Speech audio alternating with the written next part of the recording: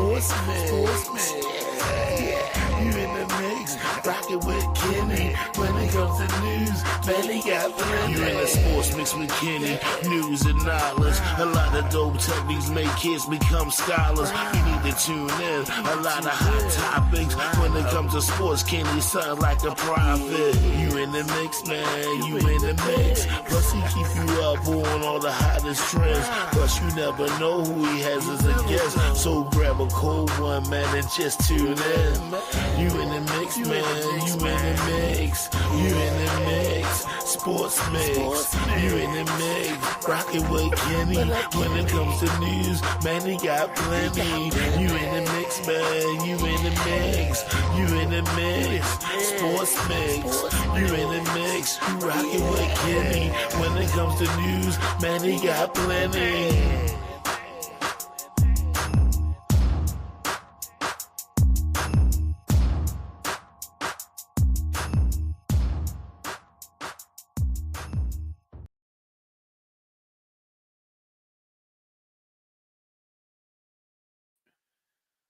What's up, y'all? It's the Sports Mix. Big Kenny checking in. Don't forget to like, comment, share, and subscribe to the channel, all that good stuff.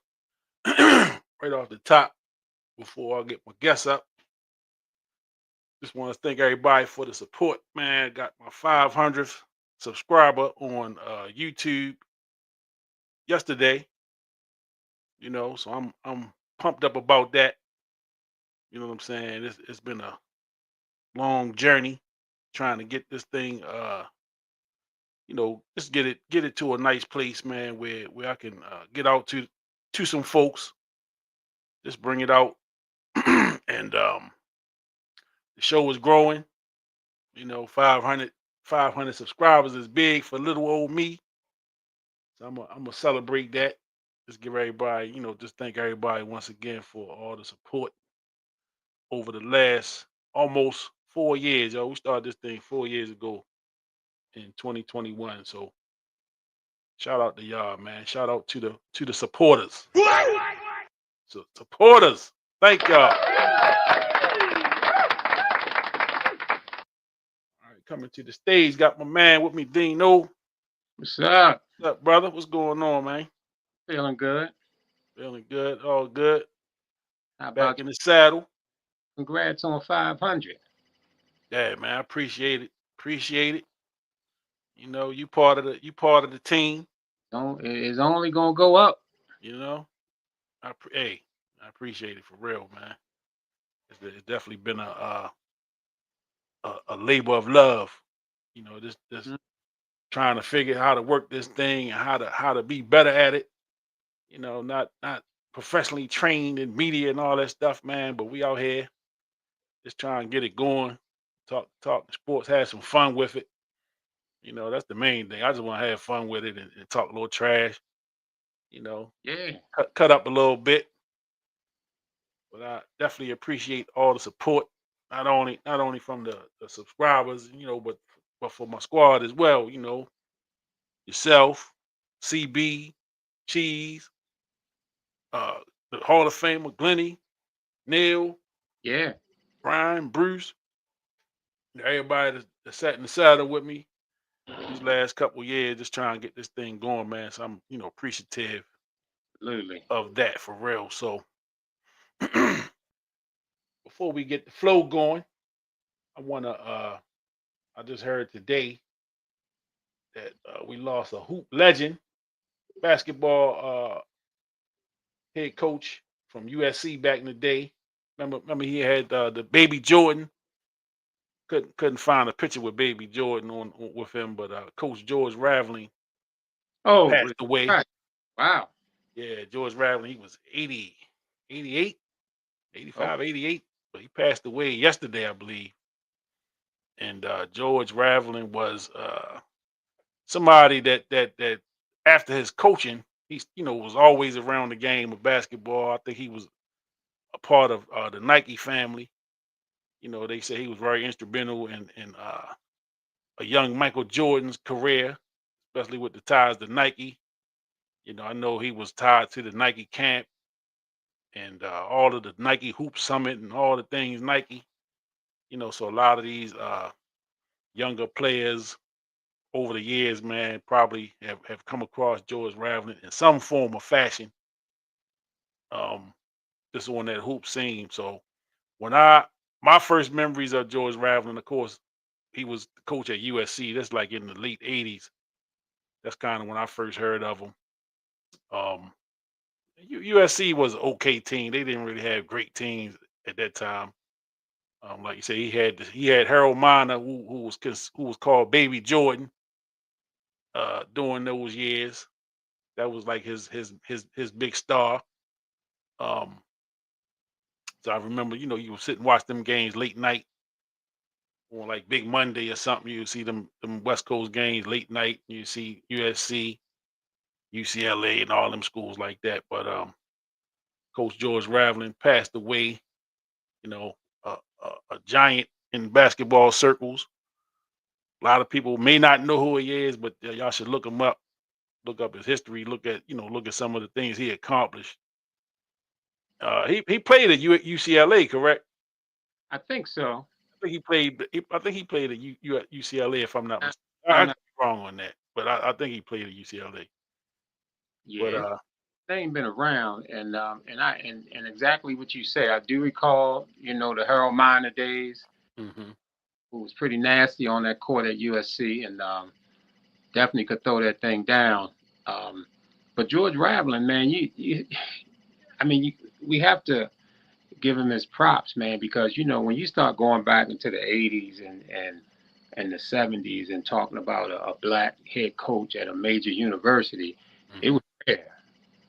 yeah, few and far between. Right, right.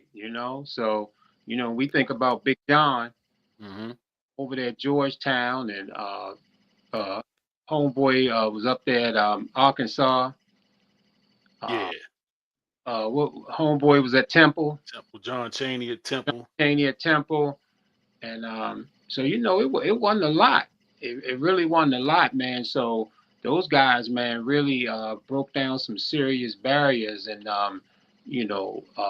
and I'm sure he's done a whole lot of other things, but for that alone, man, he definitely deserves his props, man. And we appreciate him doing that. And now you start to look on those sidelines, and you see a whole lot more, of us being head coaches at these major universities.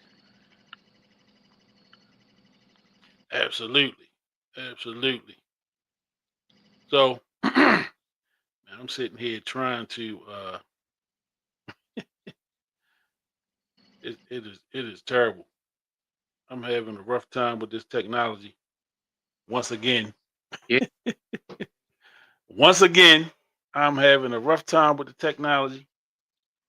So if you're with me, bear with me. And the thing about that technology is that it's like that, but once you get it, you look back and say, "Damn, is that all I needed to do?" yeah, yeah. So, but the thing is that as you talked about your 500 subscribers, and you Mhm. mentioned not being trained in media and all that kind of stuff, and wheeling and dealing and trying to get this up, StreamYard and all this kind of things you had to deal with, man. You obviously you had some stick to itness. Yeah. Work your way through it and on. And there's always challenges, especially with technology. All these challenges, and I know we talked about it. You talked about it. You brought it up way before it came into existence. Yep.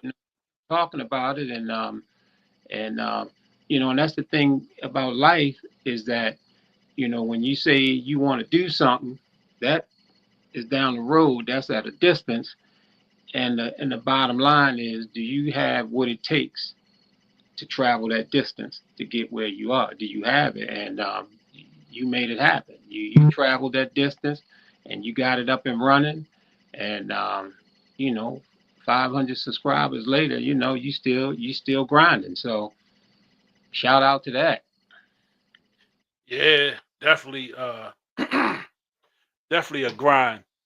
Definitely a grind, and definitely a just a learning experience. I'm definitely learning a lot. Just trying to get through this whole process, man. It's just definitely been a great learning experience. Like you said, we talked about this years ago before it was even a thing called streaming. Right. This is something we talked about and wanted to do, and here it is. Here it is. It's here live and direct. Hmm. You know, live and direct, man. So I'm gonna just keep pushing. And it Keep pushing through. Yeah, like you sitting around twiddling your thumbs. You know what I mean? You got responsibilities. yeah, ain't no doubt. You got to fit this in. You had to fit this in with your responsibilities. Oh man. So that's a challenge in itself, and you got to have the energy and all these road bumps and hurdles and challenges and all that stuff taking place, but you kept grinding. Yeah. Yep. So, Yep. Just kept pushing. Shit. But I ain't stopping now. I ain't stopping now. We're just gonna keep pushing through. I'm gonna figure it out one way or the other. yeah, But so football season is here. We had a little test run last week. Talked a little Ravens. Talked about some of our expectations for the season. What we wanted to see. What we thought about some of the moves they made and some of the players there. And I got I don't know if you had opportunity to look at the schedule, any, to see the season schedule. I'm not one of them ones that go up checking wins and losses and stuff like that. I'm not that guy. But I see that they got a bye week early this year. Look like after the sixth game, they got a bye week, which okay, means which means it's gonna be after the bye, they're gonna have 11. It's gonna be a grind after the bye week. You know, um, I'm looking at, let me see, no West Coast trips, which is good. That I had to fly all the way across the country. I think the furthest they're going is to, let me see, Minnesota. Look like Green Bay. I don't know. Well, Minnesota a little further out than Green Bay, but the Rams come here. The Chiefs we play two in Kansas City. But as far as like having to go out there to Los Angeles or Seattle or we don't have none of that. No Arizona, no Las Vegas. so was it San Diego? Or they changed their name. They They lost it. they in Los Angeles now. Yeah, They in LA now. charge it. So none of that. So you know it's a good move, man. I like the schedule. I like that part of it. Not having to do all that traveling. Cause I know it was last year they made a couple trips out there. Yeah, A couple trips out west. So that's good for the just body wise and preparation wise and having to adjust to that time and all that. That's good. I'm not one of them ones that look at the schedule and be concerned. With we got Kansas City this week, but I don't really worry about who we play. Let's just go out there and do what we do. And I think the chips will fall where they may. You know what I'm saying? I don't really think I don't really worry too much about none of that stuff, man. I think the schedule is what it is. I think teams need to really be concerned about what we got going on versus us really, looking at teams and being concerned and all that stuff, man. And we know how it go, with sport and especially with fans. Fans are worry warts. They be worried about stuff that really don't really matter to the fans. right. They just it's oversaturated, you know what I'm saying, with information. They got too much information. They're looking at the injury report, you know, and I mean, if you've been watching football long enough now, you know that people gonna be on the injury report every week, Yes. and they're gonna play on Sunday. It's just part of the game. It's just part of what they do. So I don't really worry too much about the injury report, stuff like that. You got the gamblers. They watch the games for a whole nother reason. Right. They ain't really worried too much about the outcome. They're just looking more about what my guy did.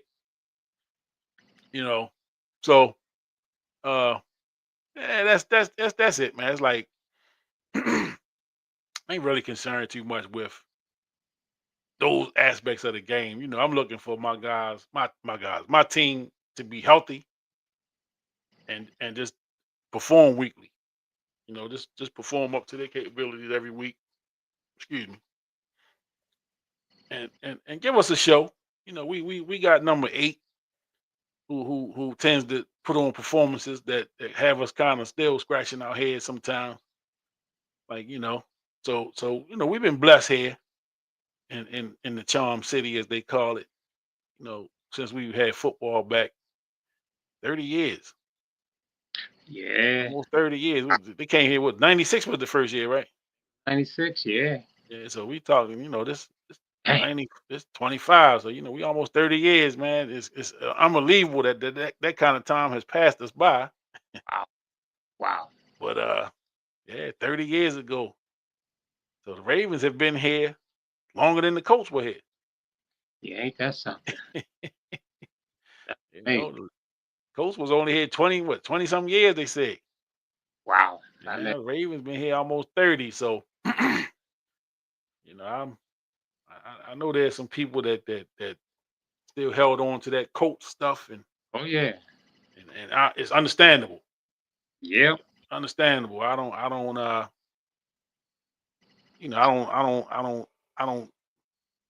look at that lightly. Yeah. People have their allegiance, and they're fans of who they're fans of, and I get it.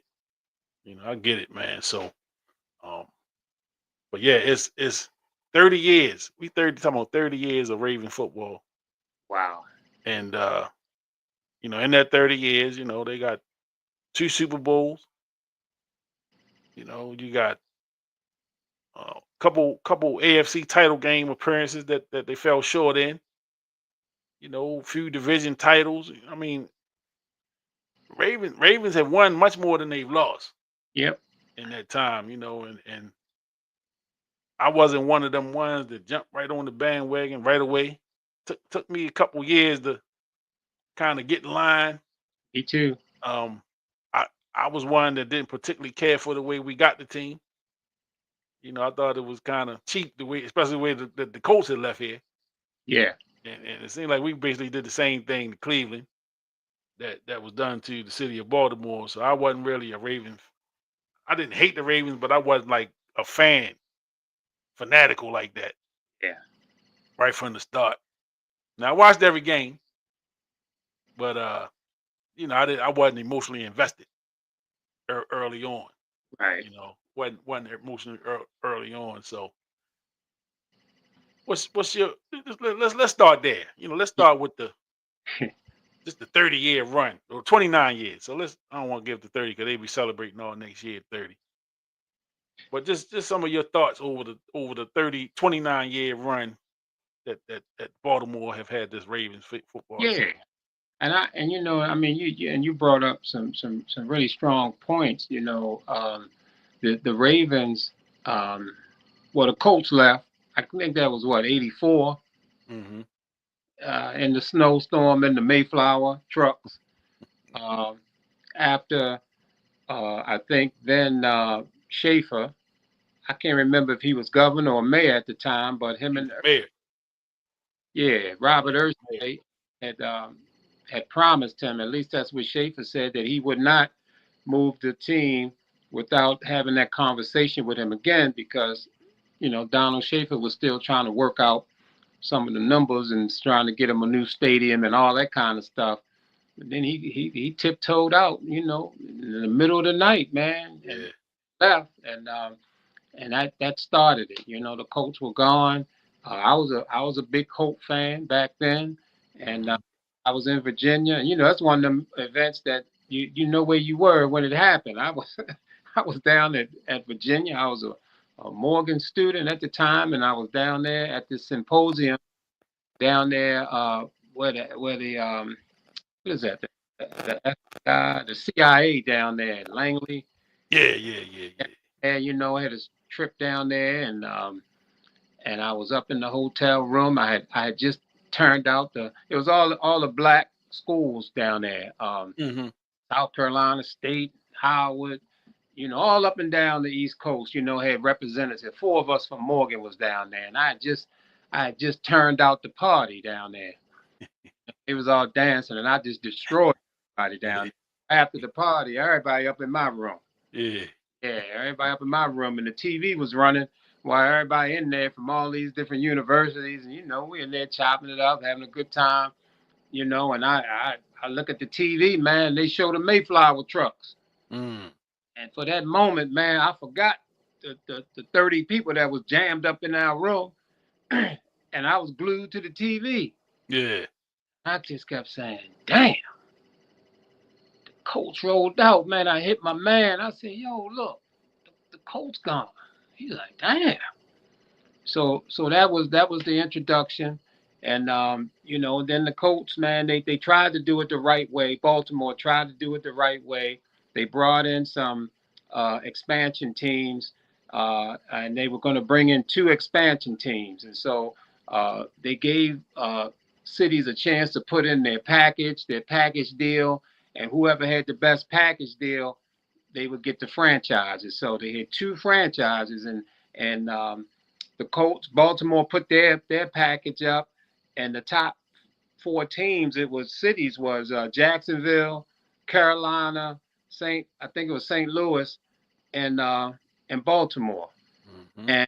And when they said they was going to announce two, so when they presented their packages, clearly they say Baltimore had the best package, and Carolina had the second best, but they gave it to Carolina, and then they say they're going to delay the second choice, and basically they was giving Jacksonville an opportunity to get their act a little bit more together, and they delayed the announcing the second team, and then when they announced the second team a couple of months, 3-4 months or whatever down the road, they chose Jacksonville. So they basically blackballed Baltimore because Jack Kent Cook, who was the owner of the Redskins, was very good friends with I think it was Tagliabue at Mhm. the time, who was a commissioner, and he said that he wanted the Baltimore market for the Redskins. Yeah. They pretty much stiff on Baltimore on that. So then B-More had to get gangster. Yeah. So they went gangster, man, and that's how they got in Art Modell's ear. He wasn't happy with Cleveland. They brought him here. They came in '96. I happened to be driving past the airport when Modell was in the limo. I was behind the limo. Mhm. He had just left the conference, and I was like, damn, Art Modell up in there, and the Ravens were here, and just like you say, I was an Eagles fan. I had in the 11 years that we didn't have a football team, I had gravitated towards Randall Cunningham and the Mhm.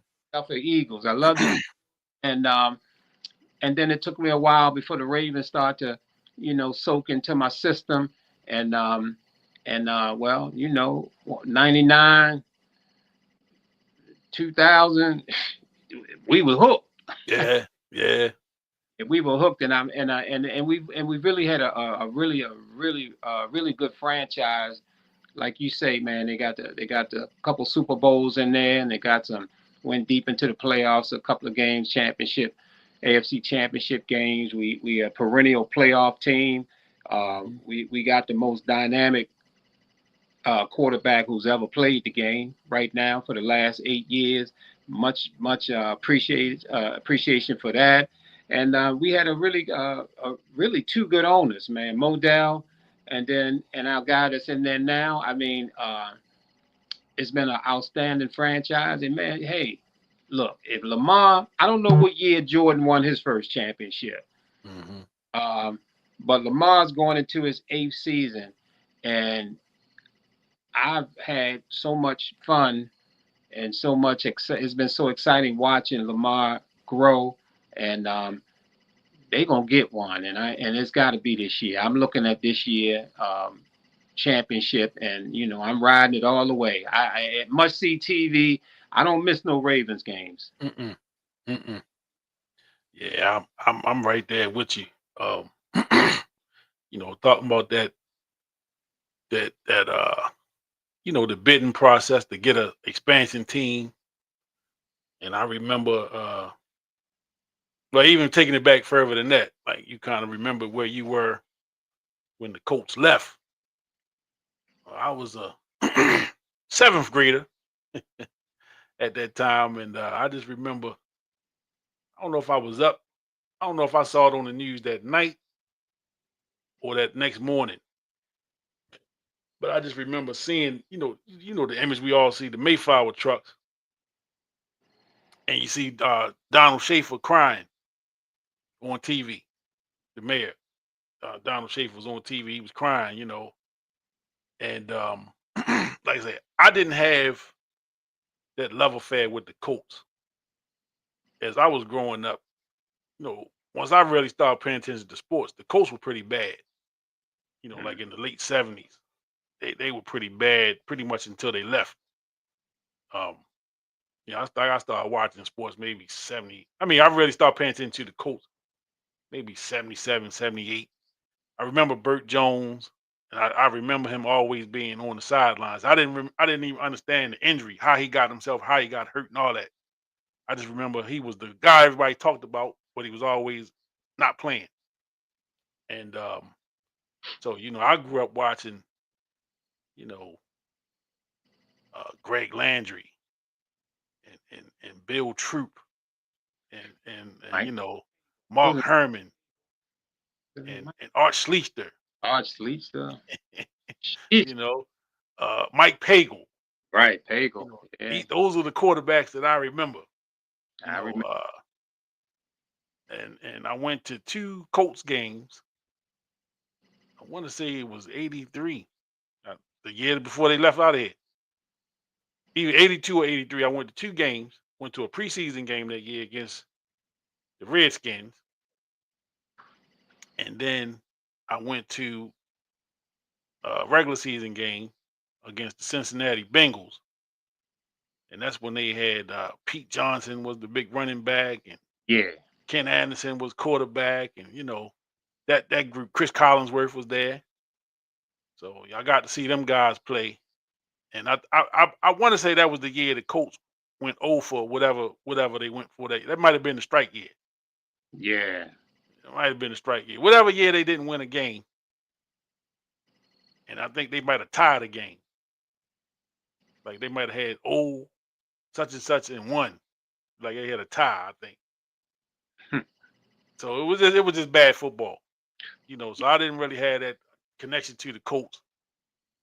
Um, when they left, oddly enough, I was a Elway guy. You know, and I don't know what it was about Elway because I remember when he didn't want to come here. I mean, vividly, I remember that very well. That was because I was a sports junkie then, and I remember that hey, I'm gonna go play baseball if the Colts draft me. I remember that, Mm. and the Colts drafted him, and he was up there with the Yankees.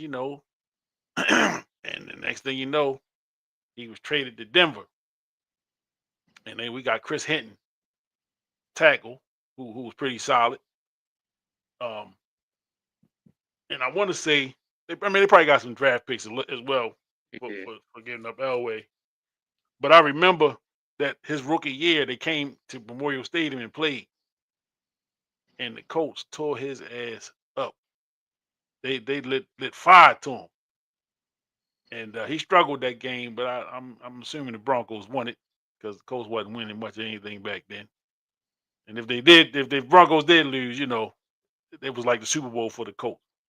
But I Yeah. just remember the only thing I remember from that game is that they was tearing John Elway a new one. Every time he dropped back, somebody was on his neck, you know, Yeah. and the city was loving it. You know, you turned your back on us, yeah. But I became an Elway fan. You know, I became an Elway fan, man. He was just the excitement he played. You know, I was a fan. Just the 2 drives against Cleveland, and then the knock on him was he couldn't win the big one. You know, he couldn't win the big one, Right. and we know how his career ended up. But fast forward to like you said, the whole debacle with the expansion teams, and I remember I was working at a warehouse, and when they were doing the expansion, the team was called the Bombers, the Baltimore Bombers, and I remember a coworker of mine. He kept saying, he said, "Well, it's going to be Bombers or bust, Bombers or bust." And we all thought, and we gonna get this, we gonna Right. get this, we gonna get this thing. And then here, like you say, here they came with they gave Charlotte the team, and then they held it out. And they postponed it for whatever time they did, and then they came back, and when they announced Jacksonville, Right. the steam came out the whole city. Absolutely. The steam just remember they even did a preseason game here with the Dolphins and the Saints, Yeah. and packed the stadium out, just to show that hey, we a football town. And man, when that thing didn't go through, man, it was like because this the presentation and all of the talk about it for them months lead up to it, and it Yeah. didn't happen. It, it was rough. Yeah, yeah, it was definitely a tough time, Then you and remember in between, man, we had the Stallions, yeah, yeah, the CFL joint, we had the USFL. USFL team.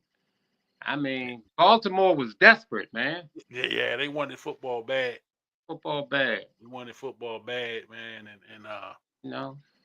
once we got to the point where I think Tagliabue said, "Man, go build a museum," and Right. I think that triggered some folks. Yeah. I think that triggered some folks, and they said, "Would you say they went gangster?" Went gangster, man. Yeah, that thing triggered some folks. He got up under some people's skin with that one. I said, Yeah. "Okay, we I can don't show know. you better than we can tell you." Was it Glendenning? I can't Was remember. I Was don't remember if he was the governor or not. Schaefer might have been the governor. Schaefer might have been the governor at the Schaefer time? might have been the governor at that time. Very possible. And Yeah, Schaefer started studying Murphy Holmes and Lexington Terrace and some of them joints, man. And he was going up there meeting Modell, man. He had the hoodie on, covering that big ass head he had. Mayor Schaefer had a goddamn dome. Remember that big ass head? Man, he put one of them hoods on. yeah, Shit. Got gangster, man. He stole them Browns. He yeah. the name. Y'all can keep the I keep all uniform. that.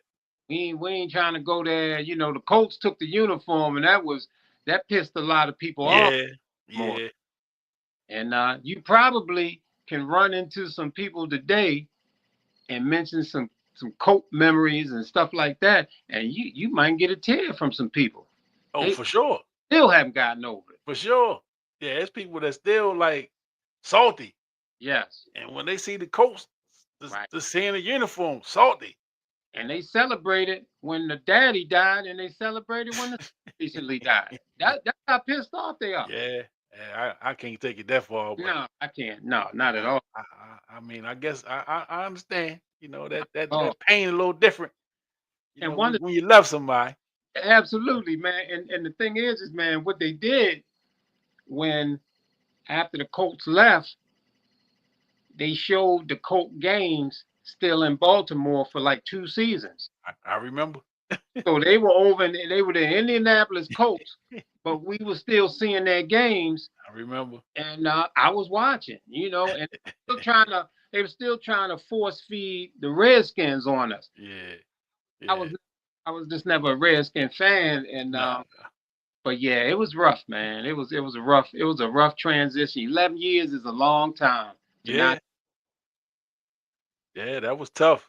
That was definitely some tough times. It was And tough, and and like you say, the city was desperate, man. They like they took in the USFL, the Stars. right? We had the Canadian Football League up in here. They won a championship. One of them Both of them. Both of them got championship. got championship both. Yeah, Yeah, both of them got them. You know, and it was a crazy couple years. yeah. Because like you say, they wanted. And remember the CFL team? They even called them the Stallions. Had Stallions. the little horse on the Right, thing, right. and they made them take the horse off. Then they called them but no, they called them the CFL Colts. They called them the CFL Colts at first, and then they made them change the name, and they became the Stallions. Yeah, And and so now the Colts belong to the Indianapolis.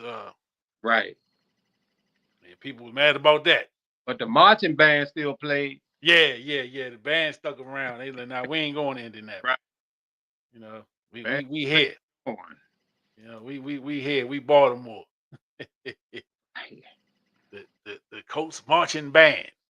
Yeah, and another thing, man, when you mentioned Burt Jones, I see a lot of people. Burt Jones was the MVP in the NFL Mhm. back I think '77, and even now when I look at some of them sport shows, they talk about the greatest years that a quarterback had. Burt Jones come on that list. He high up on that list, Yeah, and yeah. he was a terrific quarterback, man. He matter of fact he Elway came later, but Elway had them similarities. They sort of look alike the way they threw the ball and everything. But Burt Jones was a daredevil, man. He could run. Uh, Mhm.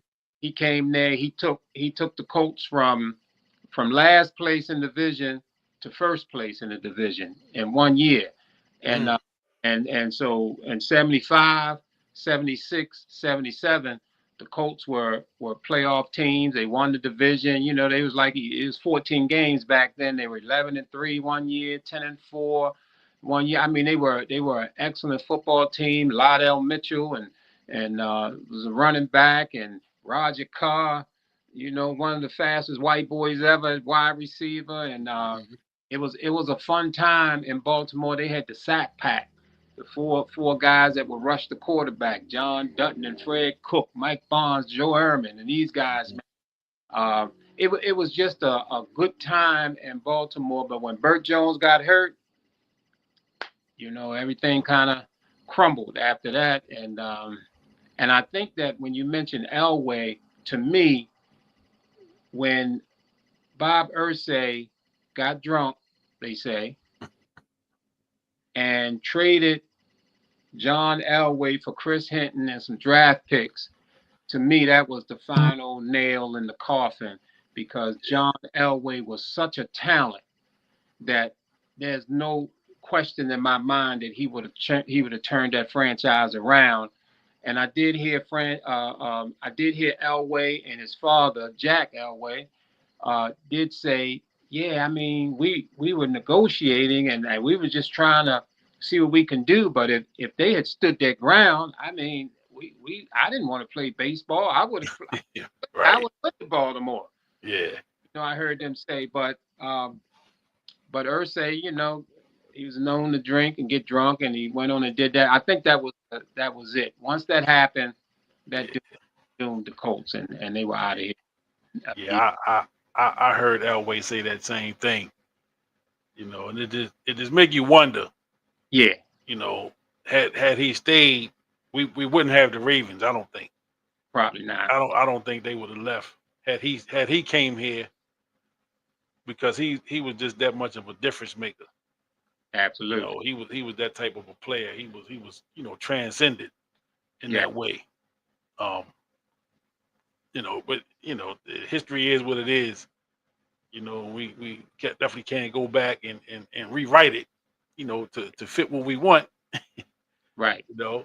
But I was, you know, not a Colts fan at the time when they left here. I was not a Colts fan. I you know, knew who the players were because I was that type of kid. You know, I just, you know, knew who was who and what was what. But with respect to, you know, them being my team and all that, I wasn't married to the Colts.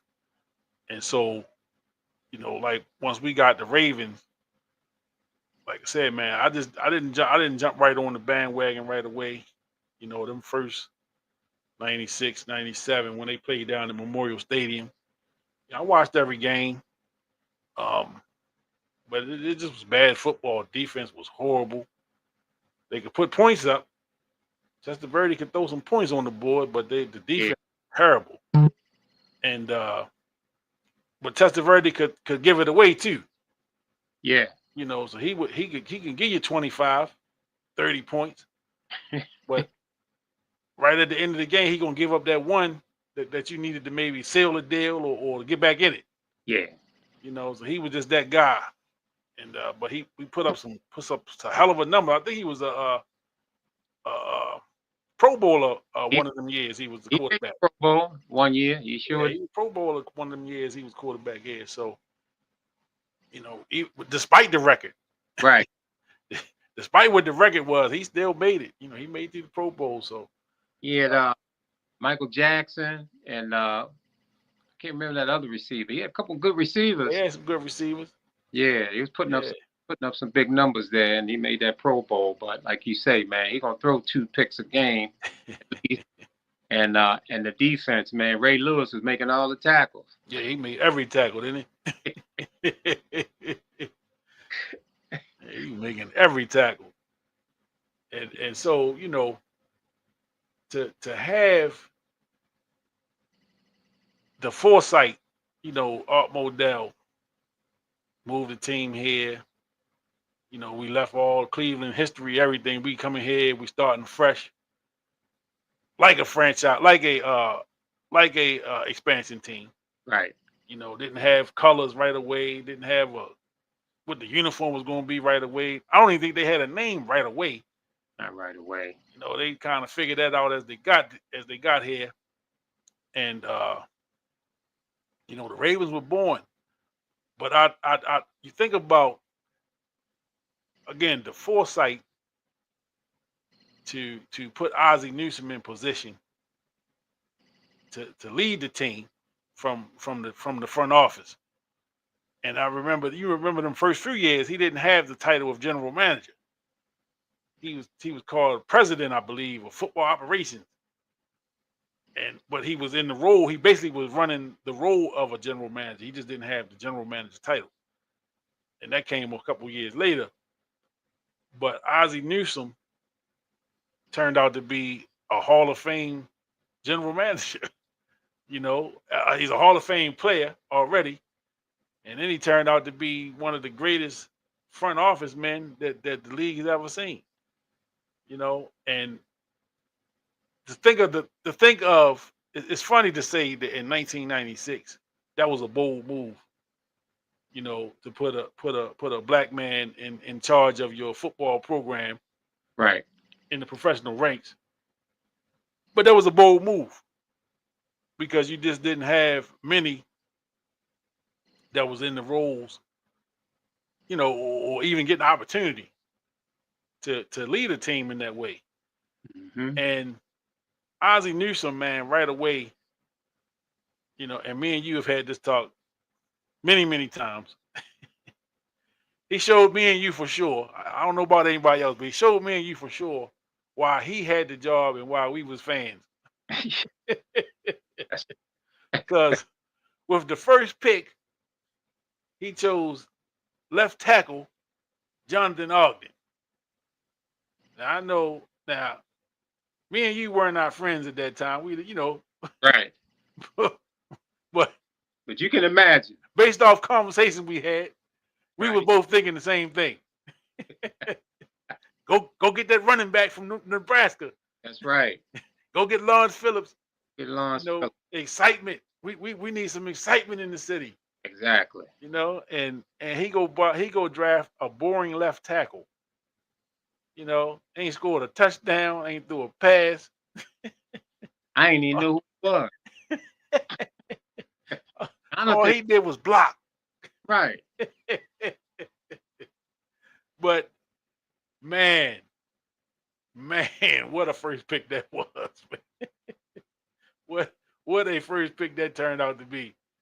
You know, What a and then first draft in the back, I mean, the second pick, in the first round. 2 first-round picks. 2 first-round picks in the very first draft. I mean, you hit the jackpot. You know, yeah, he hit the jackpot. I mean, you can't even. You know, again, I didn't even know who Ray Lewis was Me either. because I wasn't a college football guy, so I didn't watch college football like that. I Right. knew Lawrence Phillips because he was, you know, Lawrence Phillips. He was killing it You know, he was in the highlights every week. every week. Every week he rushing for 200, 250. You know, he putting up these incredible runs. Yes. And then even with the little, you know, you start hearing a little scuttlebutt about his little negativity and his Yeah. history with the violence with the women and stuff. Yeah. Yeah. You hearing that stuff, but you like, nah. Yeah. I mean, I take a chance on him, you know. And this dude he was that good. Yeah. Thank God for Ozzie Newsome. Oh man. Thank God that somebody like me or you Yeah. wasn't making that pick.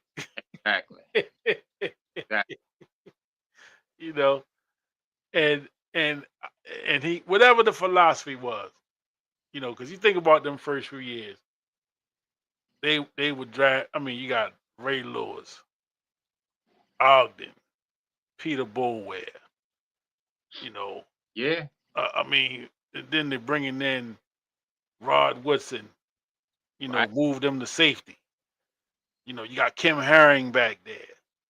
You know, you draft McAllister and what's my man Starks.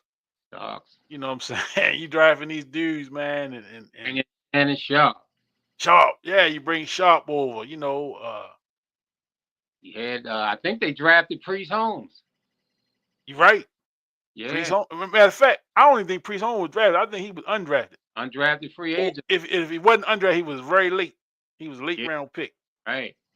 But he wasn't somebody that was heralded coming out of college. Exactly. You know. But you talking the way the way that he built the team in them first few years. Yeah.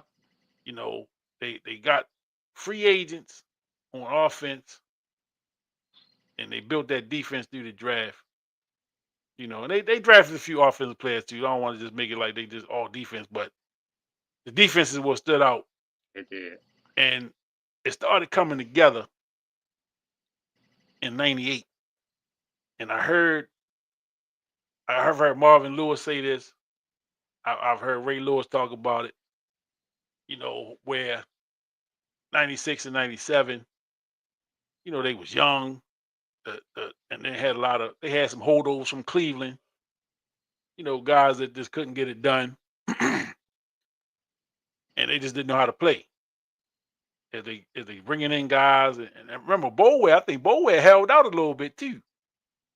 He didn't come straight in, so you know it was a little scuttlebutt about that. Like he holding out, you know. But when Oh, he got here, it was tough. when he got here, Right. he was the goods. He was tough, He man. was the goods, man. I just remember him playing with one arm out there. I remember that. You remember he had the thing on his arm? He was still making noise. Yeah, still. Yep. You know, so you got that core, man, and oh man, Jamie Sharper. Amy Sharper. You know, uh, what was my man on the defensive end, McCrary, Yeah. and what was the guy on the other end? Was that Burnett? Rob Yeah, Burnett? Rob Burnett. Yeah. Rob Burnett. I mean, they just didn't. It got to the point, like you said, in '98, toward the end of '98, they said the light started to come on Mm-hmm. with the defense, and I remember this. Christmas of '98, my mother gave me for Christmas tickets to the Ravens game, which was the 26th, the day after Christmas. It's probably 0 degrees out that thing, man. I mean, and we at the tippy top of the stadium. Yeah. Me and my son. He's a little thing, man, and we out there. He was freezing, but they was playing against Detroit Lions with Barry Sanders. I had to see it. I wanted to see the show. Yeah. I said, man, Barry gonna light these Ravens ass up. Not.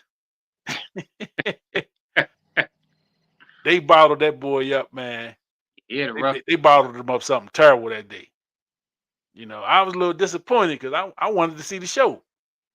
I wanted to see the Barrys and had no idea that was it.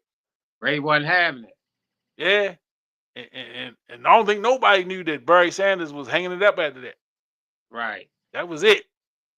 And if you watch the interviews of him, he said that, he knew. I knew before the game that this was it. Wow. I just didn't say nothing. I said, man, I think it's like some footage of him after the game. He kind of just sitting on the bench, Yeah. just kind of sitting there, just kind of just sitting there, ain't really no emotion, just kind of sitting there and thought. And I think he probably was like, hey, this is it. This is gonna be the last time I do this. And them boys from Baltimore gave him a preview of what was to come. So just remember the years of where it was a thing where they hadn't gave up 100-yard rushing game, and they were stacking them games up. In the '99, and 2000 came, it just got violent. Some of the what was the quarterback for the Bengals, man? That they said they forced him in. He just quit. Jeff Blake. Jeff Blake. Was it Jeff Blake out there? Some of the savagery, man. Them dudes was punishing dudes, man. Man, they were. And a lot of people know how physical the Ravens and the Steelers have been over the years, and how that rivalry has been one of the greatest ever. But the Ravens and Tennessee back then, oh my gosh, man. You talking about some brutality. Yes. They had Steve McNair, Eddie George, and them boys on that team, Derek Mason and all of them. My gosh, man, them games were brutal. Brutal games, man. That whole division though. Jacksonville. Because Jacksonville was tough. Tough. I went to one of them Jacksonville games and I think it was '99 when I went. And they lost the game.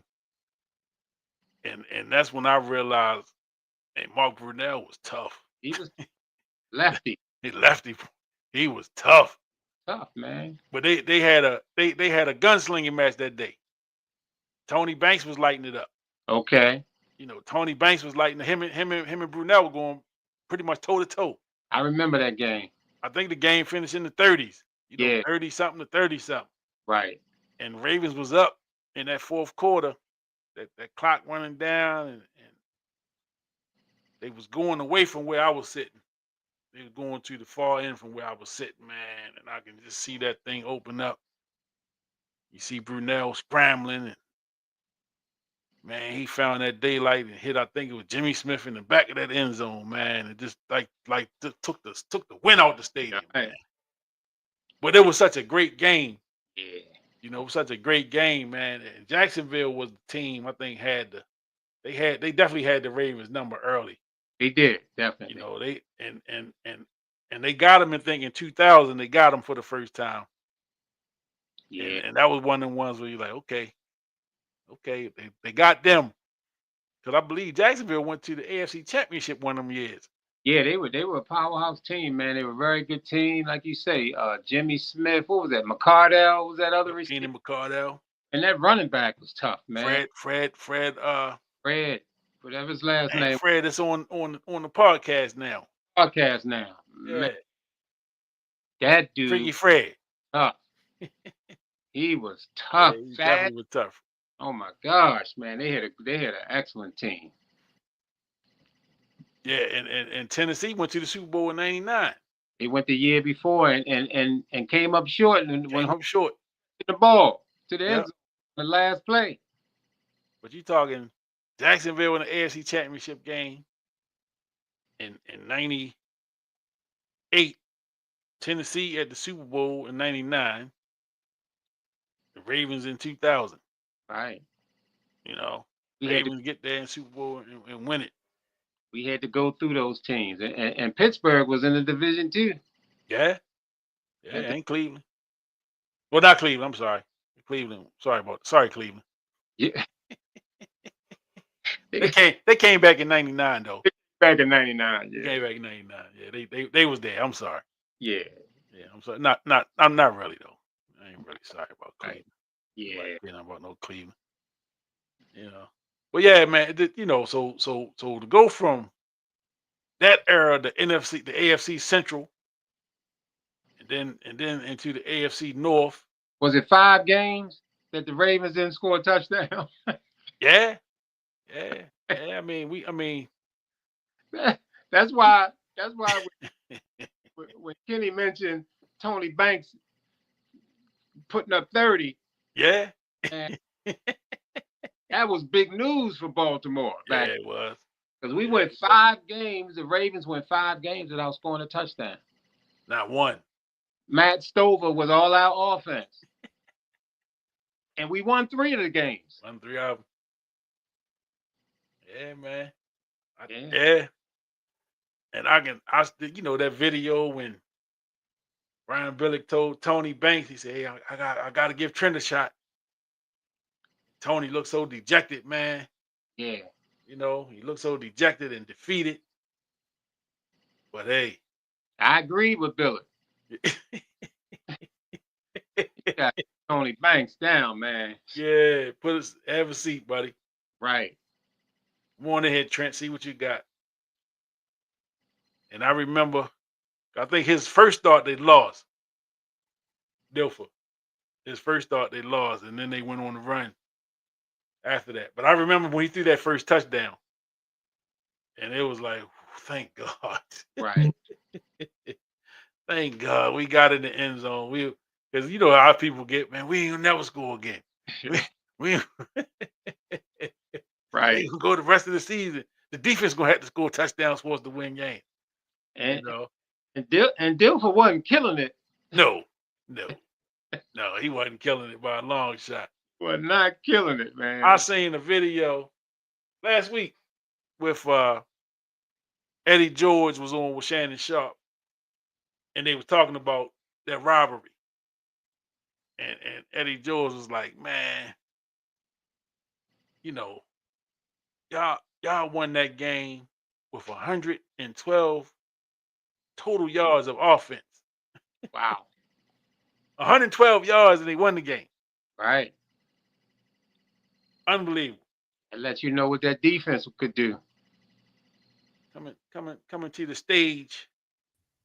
One of our other originals, CB. The Brooks Blackboard is in the building. Okay. What's up, CB? How you doing, my man? Hey, man, I'm good. How about you? I'm all right, Okay. Doing what I do. Yeah. What's up, Ken? Oh man, I'm just living the dream, man. I'm having these technical difficulties. I'm starting to feel my age. Oh shit! All this technical stuff I got going on, but hey, we pushing through. We pushing through, man. It is what it is, man. I'm having a rough 2 weeks. Thank goodness for YouTube, stuff like that. Thank God. Oh. So, excuse me, CB, we've just been talking about kind of the history of the Ravens as we get into moving truck. Yeah, we talked about all that. We talked about all that stuff, and we just kind of season great start this weekend. Football back, and last week we kind of talked about the team. We talked about our expectations and all that stuff, man. I know you're not a Ravens fan. I watch the games though, you know. You know, being you here in the city with the Baltimore people, so you watch the games, you keep up, you kind of hear the noise and the scuttlebutt, you know. Everybody want Harbaugh out. Yeah, right. Yeah, every turnover or Right. every L or whatever, he got to go. Every year is make or break for him. Yeah, yeah. You know, if they don't win this year, he got to go. He got to go. Fire the coach. Sell the team. You know, sell the team. I ain't heard that one yet. That was Pete Angelo's. They got to sell the team. They got to sell the team. Remember, But you know, going up against, you know, you got the Chiefs and then the Bills. Those are the two humps to get by. well, we was talking about that 2000 season, and I was getting ready to say, The bullies of Baltimore.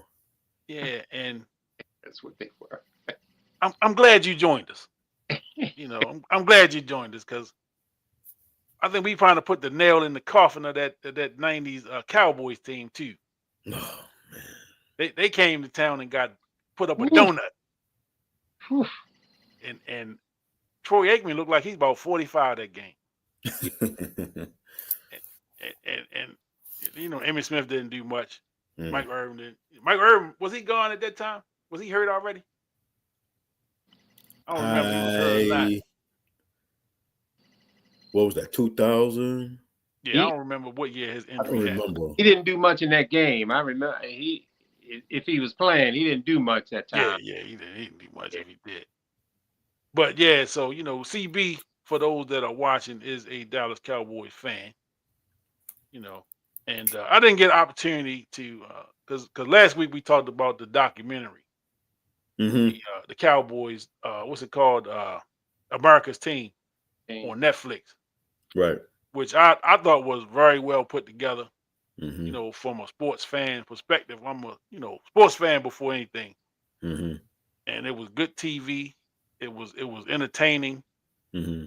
and I will definitely watch it again when I have some time. Just give me your thoughts from a Cowboy fan perspective. Mm. Just of what you've seen. I know you told me you saw some of it. I don't know if you finished. Yeah, I thought it was pretty. I saw like the first 4 episodes. Mm-hmm. I thought it was pretty good, pretty well done. You know, I like those type of documentaries that bring out something new. You know, something I didn't know. You know, some sort of something that went on in the locker room, or some sort of struggle that the public didn't know, but now we know. You know what I mean? Mm-hmm. Like, for instance, like there's this new it's not sports, but it's music.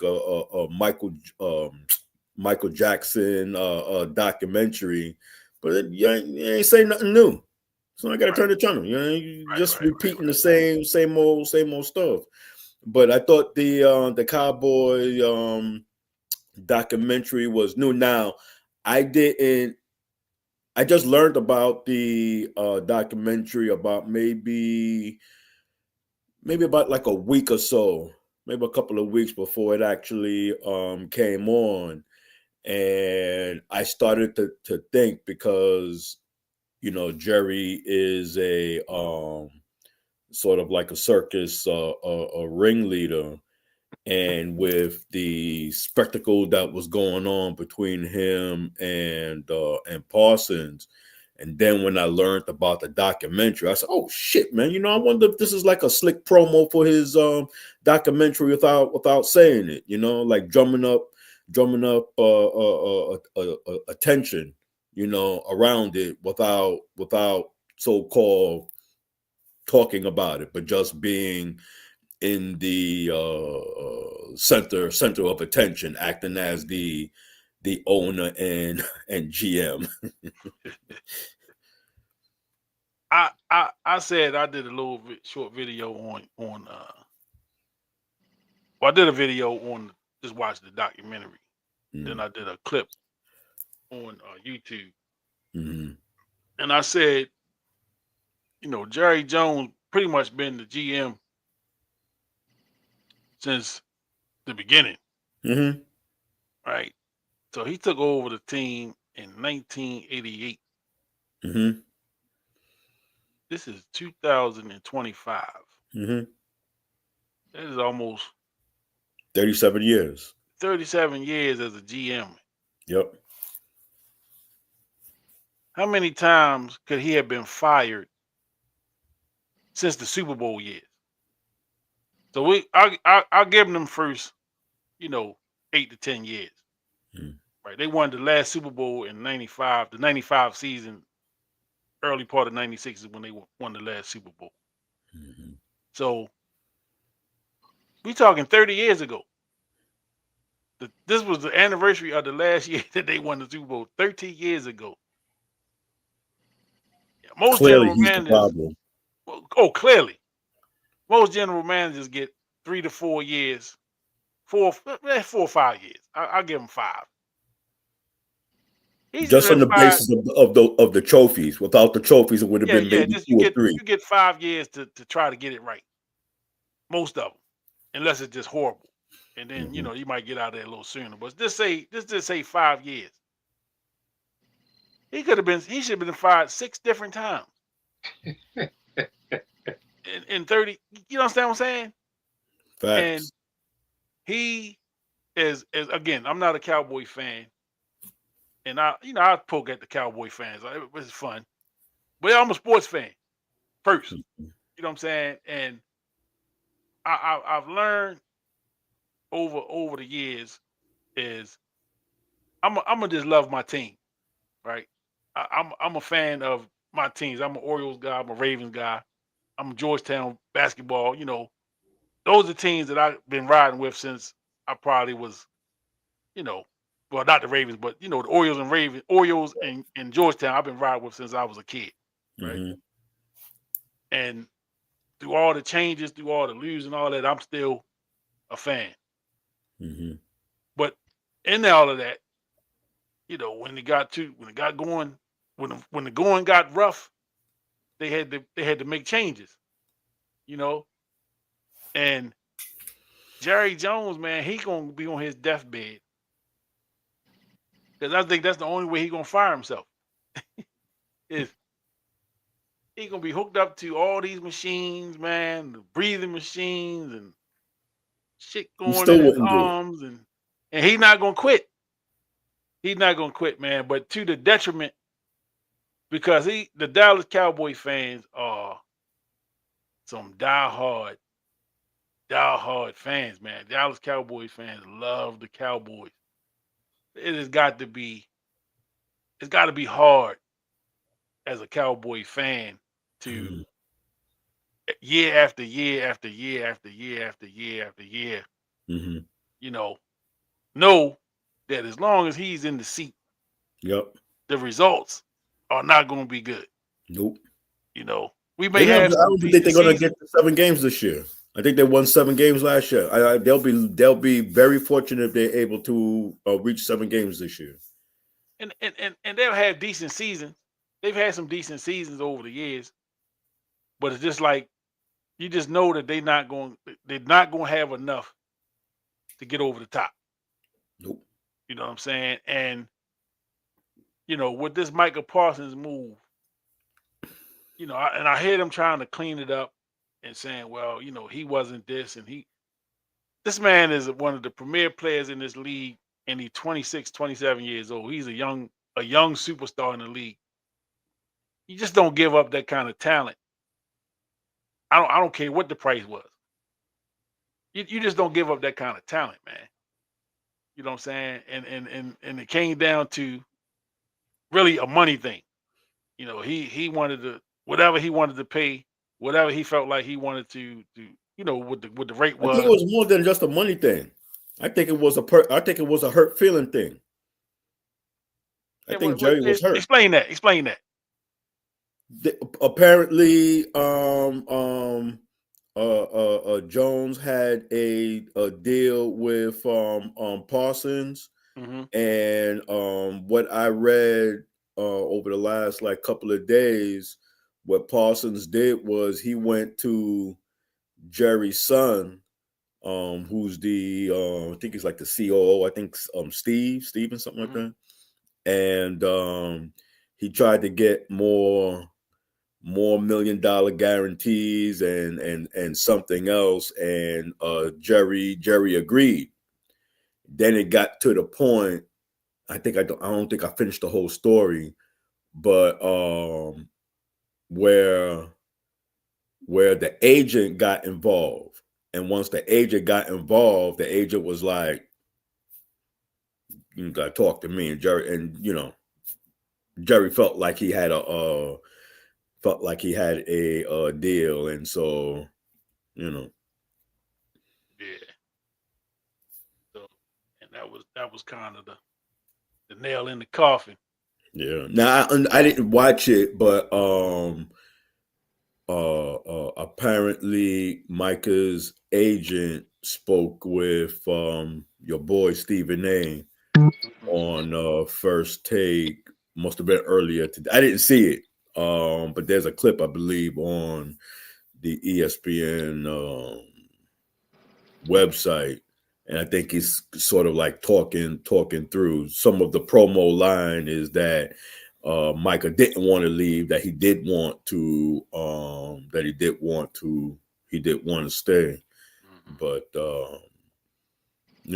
Jerry felt like they had a deal, and Micah was like, I want more. They gave him more. Then something happened, and then it was deal with my agent, and that's when it kind of like fell. If I had the reading right, that's when it kind of like fell apart, like one of those type of thing where you fold your arms, you go in the corner and shit, and talk about more angle, that type of girly shit, man. So and Jerry, over the years, he's how can I say,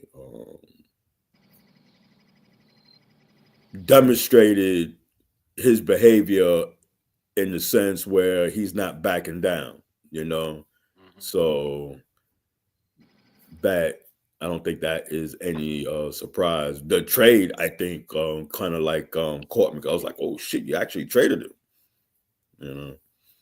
But it was funny. We was on the phone when I told you that. Right, that's right. We were talking on the phone. That's right. Man, the Cowboys traded Micah Parsons. That's right.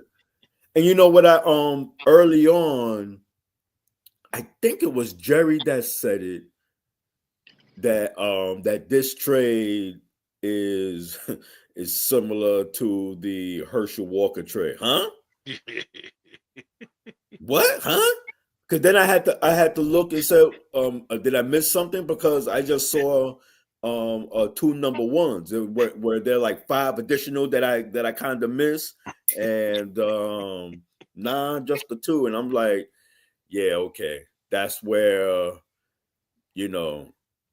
the fan probably know it, like Jerry's on the decline, but we ain't gonna tell him. That's what that is, man. Nobody got the heart to be like Jerry, Dad, Pops, like nobody got the heart to be. They're just going like, it'll only be a matter of time that we ain't gonna have to deal with this, and so that's probably where they at right now. Like, just.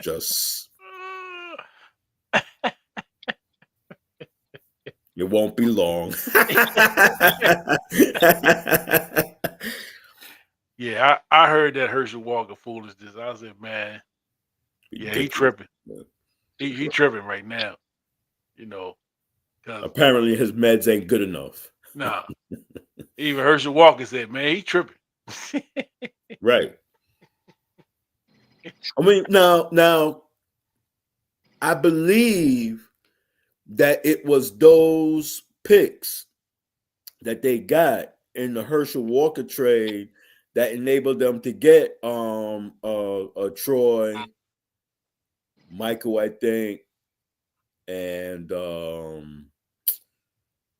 somebody else. But I think they was gonna get Troy. Michael Irvin was already there. Okay. Yeah, Michael Irvin was there. He was there before. That's right. He was there with Tom Landry. Michael Irvin played the game with Tom Landry, maybe 2. Yeah. but he was there with Tom Landry, and Troy Aikman was the number 1 overall pick. So I think they was gonna get him anyway. But I think what Herschel Walker trade did was able to, help them really solidify that roster. With some of them guys that they got, down the road there. Just from a sports fan perspective, I don't like the Cowboys. I'm not a fan of the Cowboys, but it's always when they interesting, they can make sports a little more interesting. It's like the Lakers and the Celtics in basketball.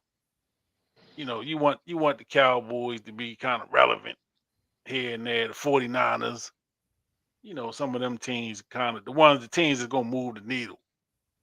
You want them to be a little bit relevant. And maybe because they got some of the most delusional fans. Maybe that's what it is, because you need that delusion. You need that. I need it. And y'all Cowboy fans, you're not as bad as most Cowboys fans, Brooks. I'll give you that. But most Cowboy fans will tell you from January, because they're not too far. They if they make the playoffs, they done by January. So from January, maybe December, from December to August. Oh, this the year. This we going all the way this year. I hear this every year from Cowboys fans, and they be that is delusional. They mean it. Like they saying it with their chest out. They mean this. And they listen. I already got Super Bowl tickets. We going. All right. Based on what? I hate to be the bearer of bad news. You may be going, but the Cowboys ain't gonna be there with you. You may be there in full Cowboys gear, but the team will not be there. They will be watching it on the couch with the rest of us. On a beach somewhere. Celebrate. Getting ready for next year. Because we're going to win it next year. It's every year with the Cowboys. But you know what? I'll tell you this. I think that even when they, and this is demonstrated from the in the past, when you could like legit say that they have a good enough team to compete. Like my feeling is, I don't know if it matters like the talent that comes on that team. Whatever it is in that locker room, in that facility, that's the obstacle that's going to prevent them from going anywhere. Whatever that culture is inside that building, that is what is preventing them. I mean, they can bring in who they want, and they may be able to win a lot of games, but to get over that hump, to have that so-called championship or winning culture inside the facility, inside the weight room, like where they eat, it ain't there. It ain't there. Maybe it takes Jerry to leave and for him, like, and all of that energy gets swept out with it, only time will tell. But I am of the belief that it don't matter who they bring in. You bring in Mahomes and he's going to be like, yo, get me out of here. Yeah, and he from that area, isn't he? Believe so. Ain't Mahomes a Texas kid? Mm-hmm. So yeah, I agree. I think Jerry is definitely the problem, and they gonna go as he go. So I ain't gonna belabor that point too much longer. It's 2 weeks in a row we talked about the Cowboys and oh man, don't be like First Take, man. This is too much talk for me. This is too much Cowboy talk for me, and I'm talking positive about them, so I got to change that. I got to change that. I don't want my reputation to get soured or salty in any kind of way. But let me just say one thing before you move on. Cowboy gear and stuff. Let me just say like one thing before you move on. Mm-hmm. Why would they have the Cowboys and Philadelphia as the first game. Like homecoming for the Eagles. They had to Like, pick their opponent. why? Like, I don't even see the Cowboys as that type of like draw that like eyeballs is going to come to the TV because they want to see how the Cowboys are going to play. I mean, you got KC, Buffalo. I mean, it's about the Eagles, and they probably handpicked the Cowboys for this one. you could have put the Commanders in there. You know, I would much rather see another team But, than Dallas in the first game. Like but the first game, come on, man. Typically in homecomings, you want to pick an opponent that you can win because you want to capitalize on everybody coming home and everybody being at the stadium. It's gonna be festive. We're putting the banner up, and they're gonna have the rings and stuff out there. So we need somebody we can beat up on. Kind of similar to what the Cowboys did when they closed down the old stadium. Okay. And they handpicked the Ravens, Mm. but the Ravens didn't. The Ravens didn't cooperate. Right. They went in there and put the nail into the stadium. They did a John Thompson. You remember John Thompson when they beat Syracuse before they went to the Dome, and Big John said, "Manley Fieldhouse is officially closed." I remember that. I remember that game. Well, the Ravens went up there and officially shut down Texas Stadium. Right. Yeah, y'all can close this thing now. We didn't put this. And I think, man, because I think every running back broke one for like 60, 70 yards on them. Yeah. It was crazy. Mm. That's when we had the three headed running backs. Right. McGahee, McClain, and who was the third one? I can't even think who the third one was. But all three of them broke big runs. Yes. And Jerry had that look on his face that, he was not happy. Yeah, he definitely wasn't happy. But let's move on. Let's move on. So in other Ravens news, former Ravens, kind of at odds right now, I guess. Shannon Sharp and 52. Ray. Ray Lewis was on the podcast. I don't know when the podcast aired. I know the clips are just starting to make the rounds now. And the host asked him about Shannon Sharp's podcast and his success kind of post-football. And asked Ray kind of, did he see, Shannon Sharp being the success that he is, and kind of Ray was kind of like, personality-wise, he had the personality to become a media guy. We kind of knew that. But then Ray took it a couple steps further, and talking about the method Shannon is using for to gain the popularity, and kind of almost buffoonery and clowning, and going outside of who he was, principle wise. He kind of left his principles behind to chase that check. And Ray basically said, they don't. I guess he don't fool with Shannon no more. I guess they kind of ain't on the same wave no more.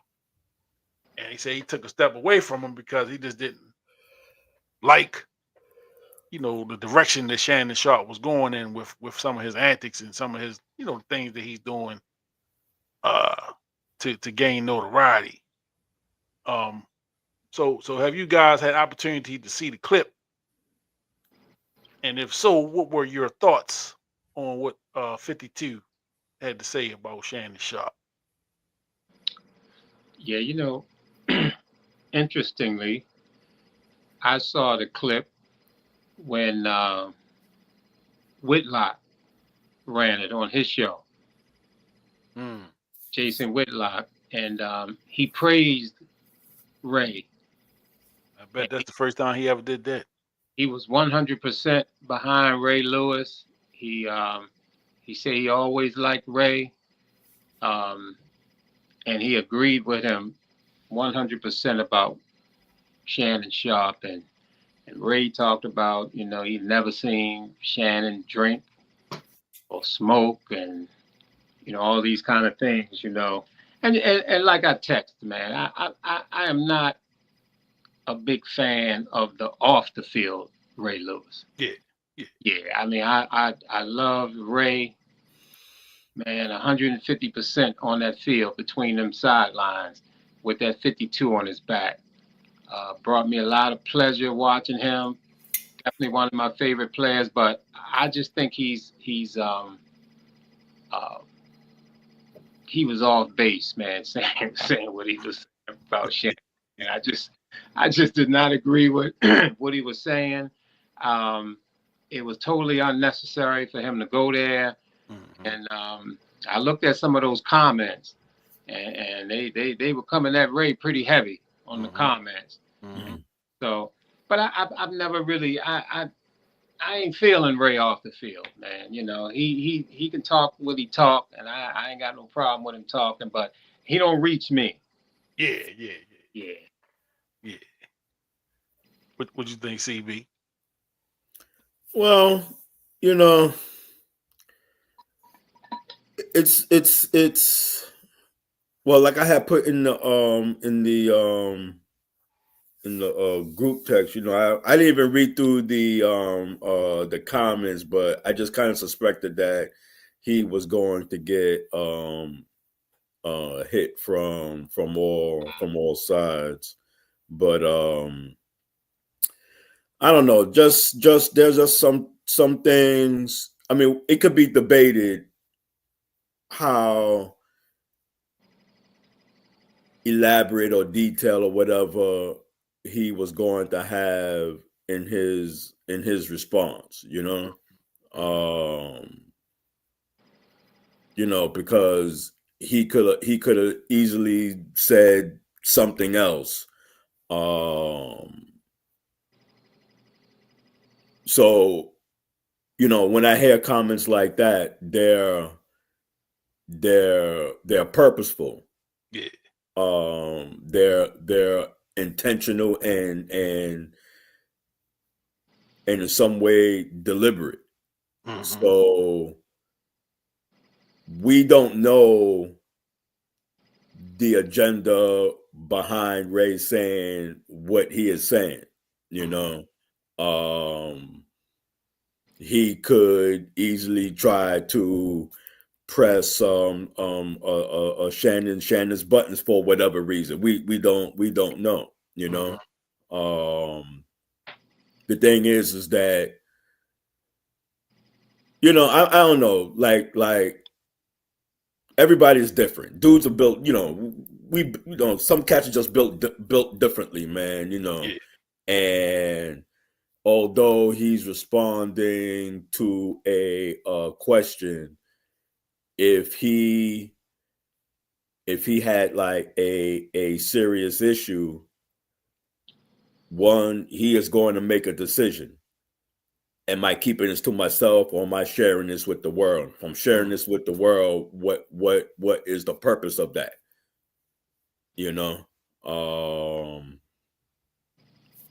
So when I see things like that, it don't really move me, so to speak, because my first instinct is always going to be, you could have picked up the fucking phone, man. Right. That's, if you have a problem, pick up the phone, and if you don't want to pick up the phone, you don't go on the internet or a podcast and run your mouth. Mm-hmm. Mm-hmm. Now I'll say that there's some of what he said bears some truth, but that is the world that we live in, and that is the world that we have always lived in. Yeah. Where if there is an envelope pushed in front of you, dollars being presented to you, there's a business decision that is going to be made, Right. and you're going to decide whether you're going to take this money or not, knowing that you take this money, you got to act in this way, you have to perform in this way. you can't do according, you do what they tell you to do because they're paying you. Yeah. Or gave you the check or gave you the bag or whatever.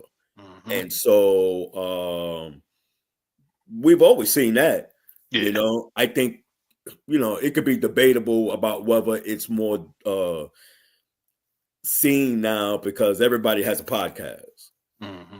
You don't have to be an expert or know, you just, because somebody's giving you some promo or whatever,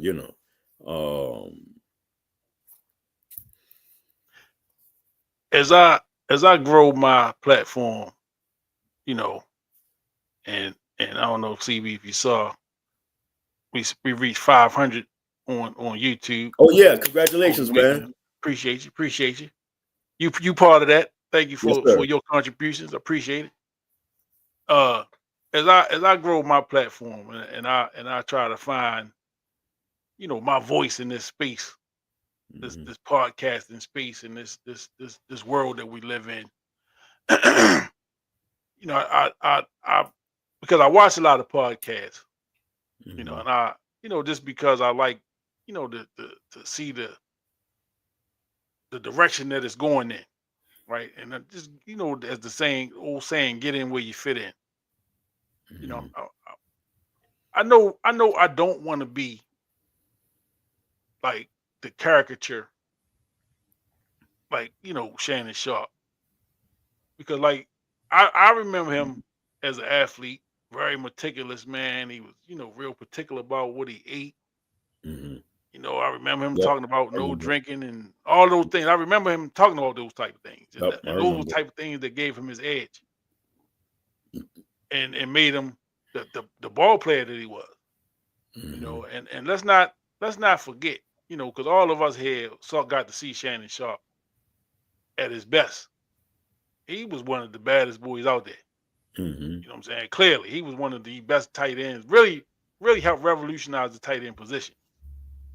Because I believe he was a wide receiver converted to tight end. I didn't know that. Yeah, coming out of college, he was a wide receiver, and so he converted to tight end because, and he told the story on podcasts and other platforms that he was just looking to get some reps, looking to get on the field at some point. And that was kind of one of the ways he could get on the field. You of course you go through special teams, whatever. But he got into tight ends, and in practice, nobody could cover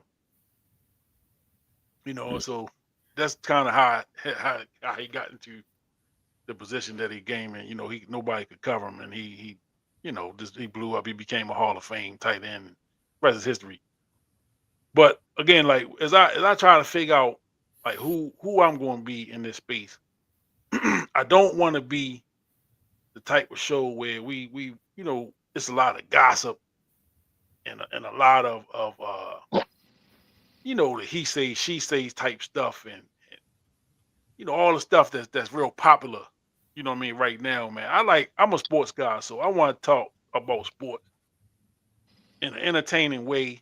You want to have fun with it, but I don't want to be the one on here, where we telling each other business, or we downing these athletes for numbers, to get my numbers up, or to get the views up and stuff like that. I didn't watch sports for that. You know what I'm saying? And I think, to get to this point, because I say it to people a lot. You fall in love with these players, a lot of times you don't get your feelings hurt. You know what I'm saying? Because we can't separate what they do on the field from who they may be off the field. You know what I'm saying? And I'm not gonna call his name, but I'm a former Raven. I met out in public two times. Two times I met this guy. He wasn't here long. He was here for a short time, but he was not personable at all. You know what I'm saying? He's kind of a jerk for real. And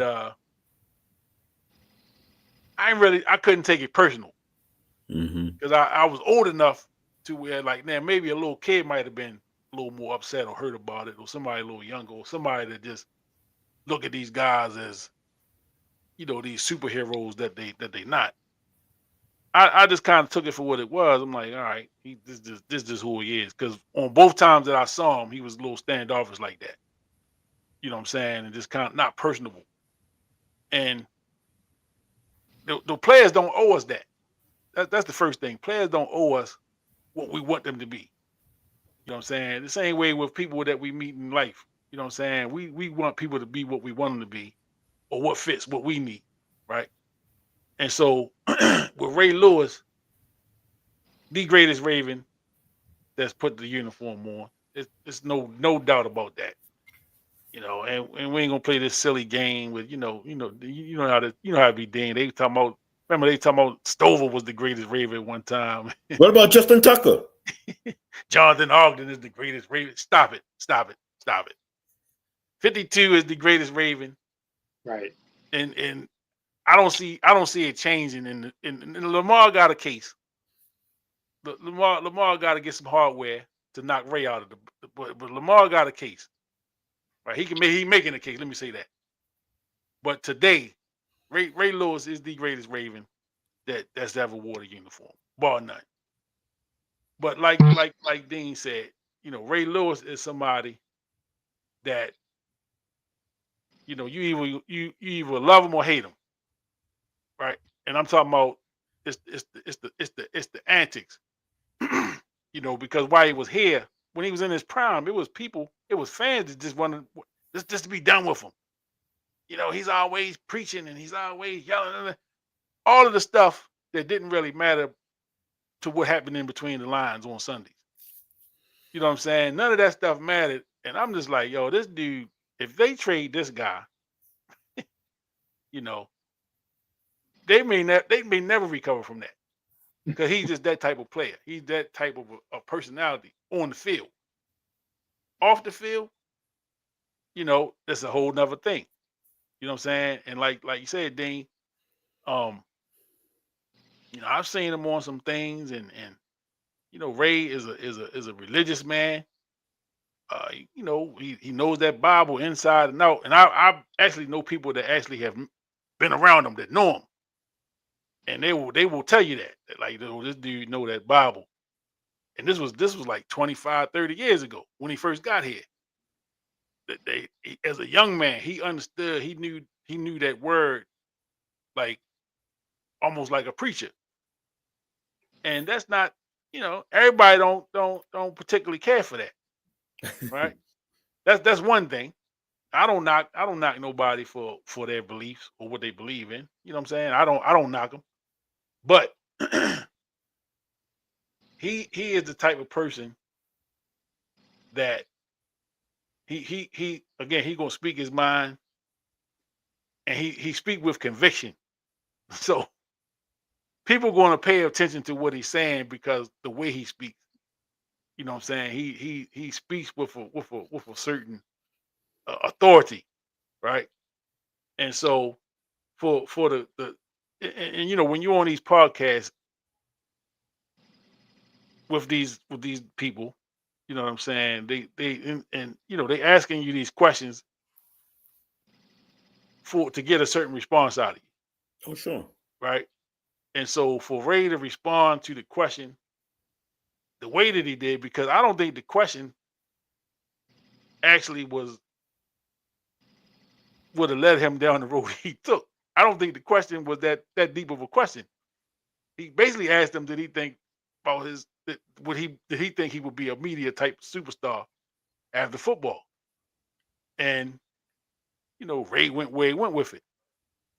Excuse me, Ken, and that's why I made the comment that it was like deliberate. It's purposeful. It's not something where after a whole bunch of comments and stuff, you know how these people, when they say something, then they come back and then they say, well, that's not what I meant, and all like I'm not saying that he's saying that, Yeah. but what I'm saying is that's what leads up to those sort of things, Yeah. And I don't think that he's going to take that approach. No, because it was very straightforward. Yeah. He went there. can't come back and say, well, that's not what I meant. What? No, he went there. Yeah. And He went there. so you're right, because he didn't have to, but he did. And there's a reason why. I don't know whether there's a phantom slap that he's trying to do on Shannon, or we'll never know. And I saw Shannon kind of responded to it with him and Ocho on their show. And Shannon was like, he took the high road. I think he took the high road on. He kind of said, man, hey, look, I'm in season. Basically, he didn't say it quite like that, but it's kick Shannon season. Yeah. With all he had going on with the girl, and just the controversy with Cat Williams interview a couple years ago and all that stuff. It's a lot of attention, and it came to him quick. You know what I'm saying? Because he was already on a trajectory. But after that Cat Williams interview, he went to the moon. And the tone of the Cat Williams interview, just because all of the negativity and all of the kind of the hate that he was spewing about people, man, it put Shannon Sharpe in a position where, all right, you got an opportunity right now. You're gonna make some money off this show, this particular episode, because the views went through the roof. They went viral time. They was like on steroids with the Cat Williams thing. So now you got an opportunity to kind of change the trajectory of the show. Like, what is your show going to be like now? Is it going to be this, where people coming on here gossiping and talking about this person and that person, or are you going to reel it in and kind of even it out and just do interviews and talks with people? But that spotlight is a mother, man. And once you get that light on you, a lot of people, man, that light gonna change you. You know what I'm saying? And so I remember when I started seeing him back when I used to see him on Fox with Skip Bayless, and he was doing with the Black and Mild and the Yak and all that stuff, man. And I'm like, man, what's going on, man? Because again, his image was not that, right? His image was really clean, like a workout warrior, man, eat healthy, no alcohol, no, you know what I'm saying? He was that guy. And to see him on TV, and again, like some of me, man, can separate the entertainment aspect of stuff from who the person is. So some of that stuff I kind of look at, maybe it's entertainment. This is where entertaining and he playing a role, this, that, and the other. Just like Stephen A got his stick, he yelling and screaming and all that stuff, screaming A. Everybody got that thing. I said, maybe that's his thing. But then again, like I say, him and Ray are friends, were friends. And we can't forget, when Ray went through his situation, Shannon Sharpe was one of the first people with the biggest bullhorn, man. Like, hey, we're not doing this. Shannon, this was his guy. Shannon Sharpe kind of had Ray up under his wing. I think they say when he got Shannon Sharpe was living in Atlanta at the time. When Ray got out of jail for the situation that happened at the Super Bowl, he went and stayed with Shannon Sharpe, and they worked out. They were working out together, so they was locked in. And you seeing them in the what was the show they on HBO, Hard Knocks? Yeah, they was always together. You know what I'm saying? So they was locked in, man. So to see Ray Lewis kind of take a shot at Shannon Sharp. Whatever happened with them outside of this, because it seemed like it's a little more than just he took a step back away from him because of the direction. I would assume something else happened, and it just went to that level, But I agree, man. I don't think, man, that on a podcast among strangers is where that information should have went out. Like Brooks said, man, it should have been a phone call made. Hey, bro, what's going on? Bro, what you doing, bro? Like, come on, man, you clowning. You know, man, this not you.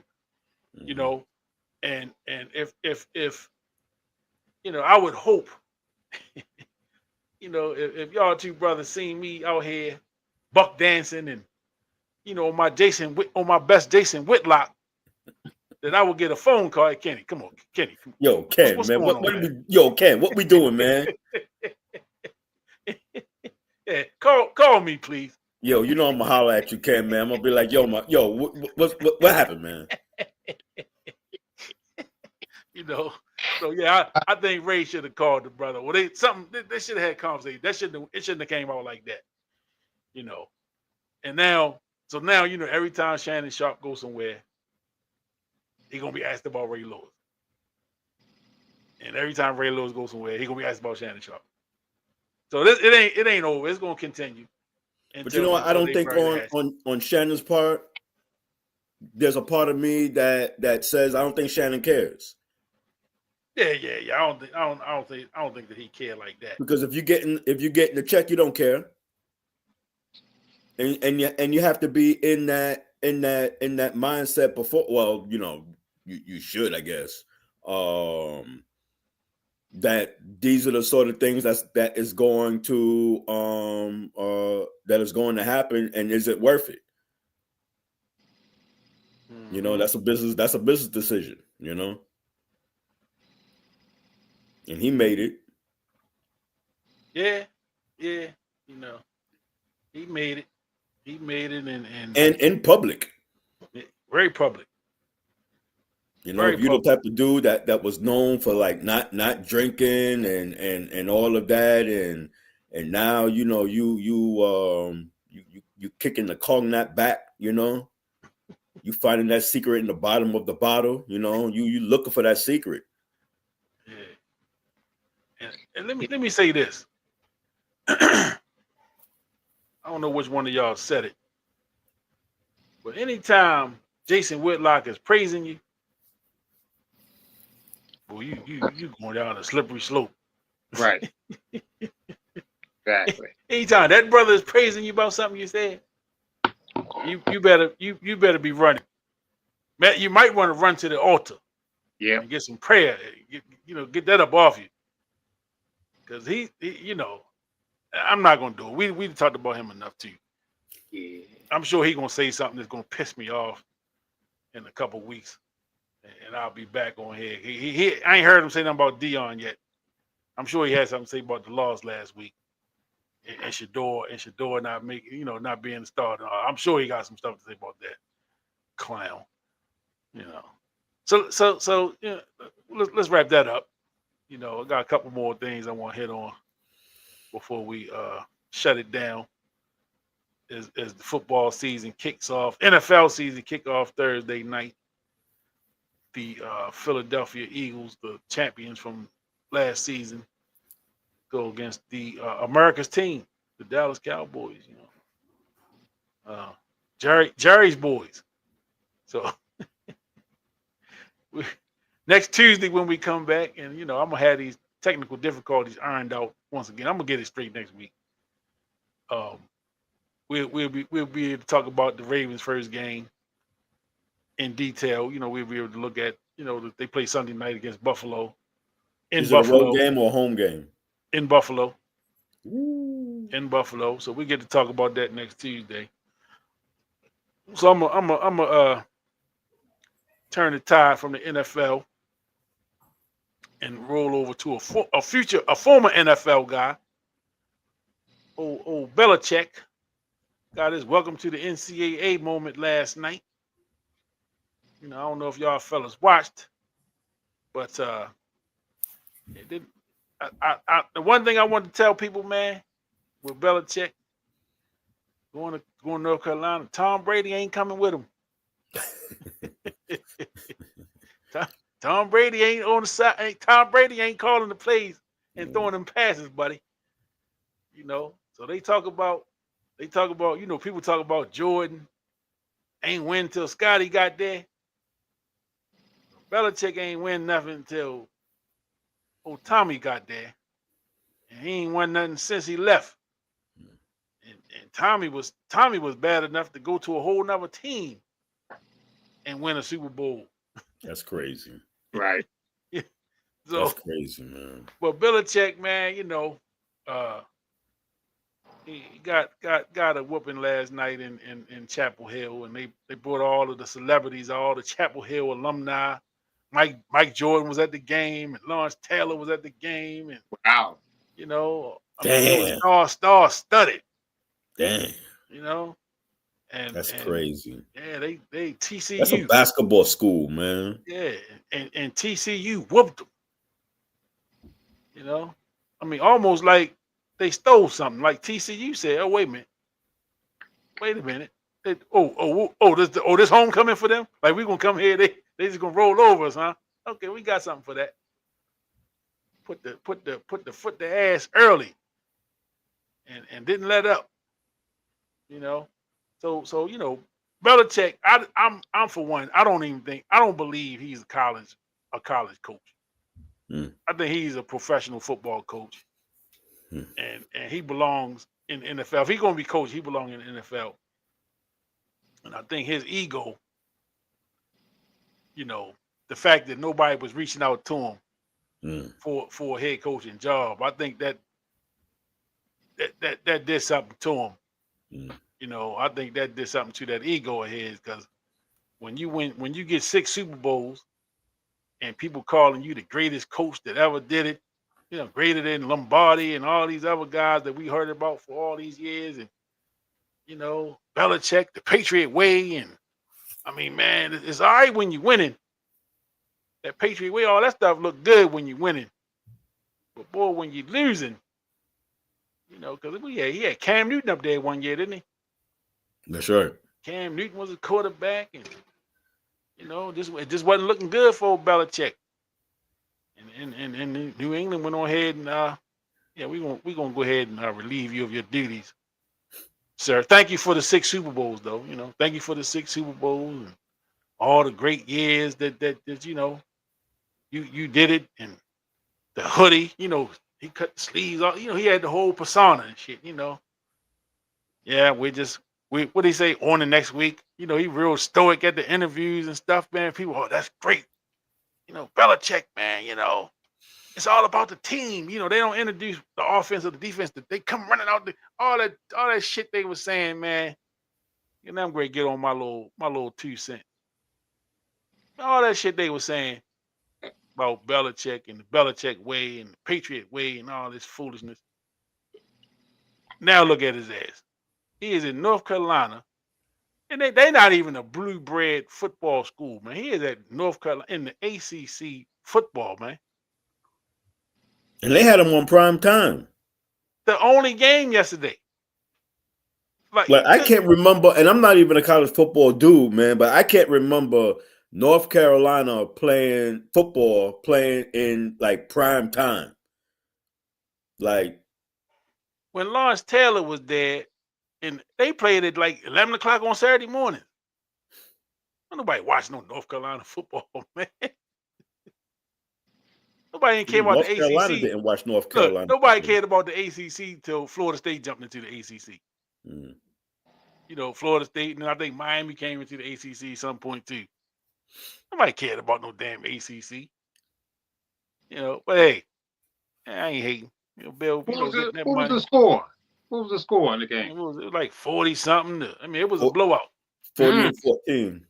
It was a blowout. It was ugly. Wow. It was ugly. Let me pull that up. When I was watching, when I turned to it, North Carolina was actually up like 7-0. Yeah, it was So I 48 to was like, 14. okay, Bill. And then I changed the channel, went on, watched. Yeah, I it was was watching it was something, 7-0 when I came in too. And and then then TCU put up 48 unanswered. mm, mm, mm, mm. Wow. 48 to 14. Wow. That's where the Yeah. coach said, okay, guys, enough is enough. He is in our world. Let's show him. Yeah.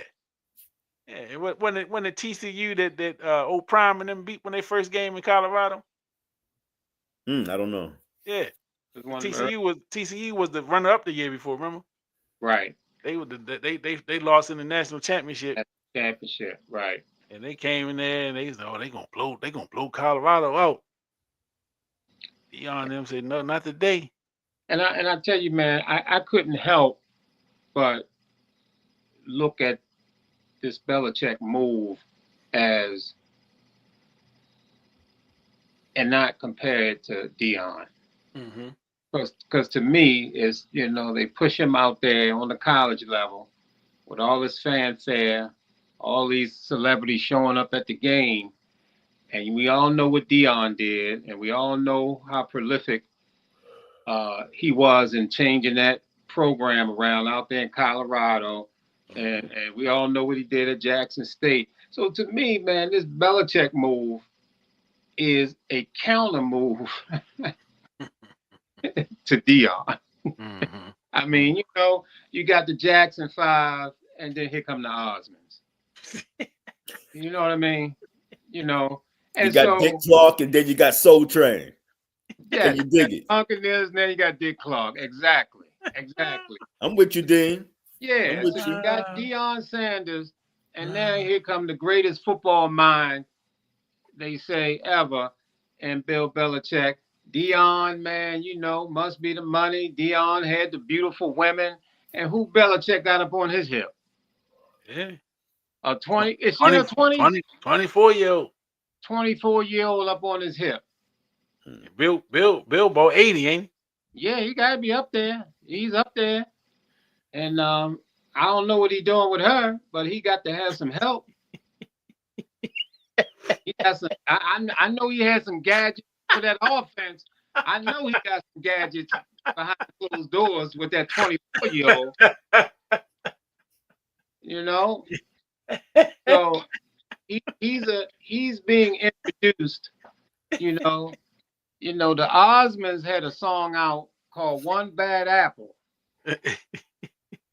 and Donnie was on there, man, trying to sound like Michael. Oh man. So this is what I see, man. I'm not a Belichick hater. I wish him luck. I hope he's thing, and I hope he's successful. And he's done a lot for the NFL. Him and Tom Brady, that connection there, all the wins and everything. But that's what I see. Yeah, ain't no hate. I respect Belichick. Yeah. Yeah, but Tom Brady ain't going with him. I'm clear about that. Tom Brady is not showing up in Chapel Hill. I think he's an NFL guy. I agree with you 100% when you said that. That's his place. That's where he needs to be. This thing dealing with the college atmosphere is a huge change for him. That's a big adjustment that he has to make. Yeah. And I think they looking at his name and all of that, and they think that folks gonna flock to North Carolina like folks was flocking to Colorado, with Deion there, and it ain't gonna happen like that. And one thing I know about college, is that recruiting game is not pretty, and damn what your resume say, because you got them young coaches gonna say, man, that man, he like 90 years old, he ain't gonna be there but another year or two. You gonna go up there with that. And they're going to say, just like I said, Tom Brady ain't on the sideline with him. Look at his record without Tom Brady. What has he done without Tom? Are you going to be the next Tom Brady? Somebody like, man, I'm going to go ahead and go to, whoever, Florida, Miami, somebody. I can go. I ain't fooling with this fooling. Can he connect with the 19-year-old? Well, he can connect with a 24-year-old for sure. He We do know that. So yeah, he might. so maybe he got some connection skills we not aware of, but you're right. He got that 24-year-old up on his hip. Yeah, yeah, yeah. I You wish know, him luck though, man. I don't have anything bad about Belichick, man. But nah. yeah, And it's the first game. yeah, It's first just game. the first game, you know, and And they you know. I tell you, man, I will pay attention. You know, Yeah, for sure. yeah, I'll pay attention. And throwing him on national TV, you know, like y'all said, happened. I didn't see the game at all, but you know, again, it's very similar. Belichick got the name. They putting him out there, and I think we're gonna sit back and see who flocked to North Carolina to you know the ball up under his leadership. So it's gonna be fun to watch.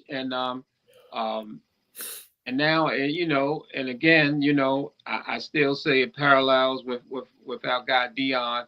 Dion no longer has sons rolling with him, so it's interesting with him, and then all the stuff that Dion has gone through physically, man, it's crazy. But Belichick is a legend, man. He is a legend.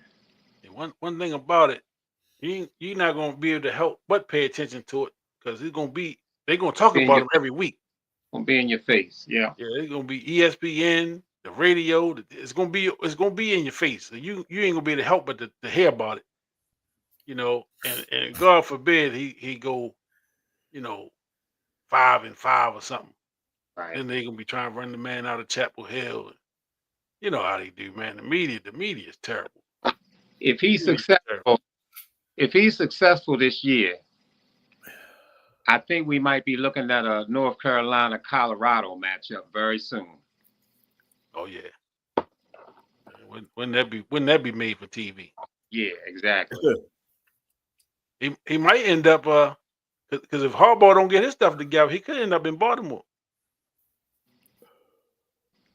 I don't want to see it Right. because I don't want to see it. But you Yeah, know, I think we got the right Harbaugh. oh for sure, for sure, Right. for sure. But I mentioned the media. You know how the media is, man. The coverage is just it's ridiculous. You know, they're gonna oversaturate us with all this stuff. You know, the Belichick. You know, the superstars in attendance. You know, it was like a Hollywood premiere in North Carolina last night. You know, a who's who of North Carolina University. Yeah. I think Dean Smith was in the building. You know, it was one of them type of nights. And he ain't even living no He more, ain't right? living no more. They didn't dug Dean up. Bring Dean up and pop him over there.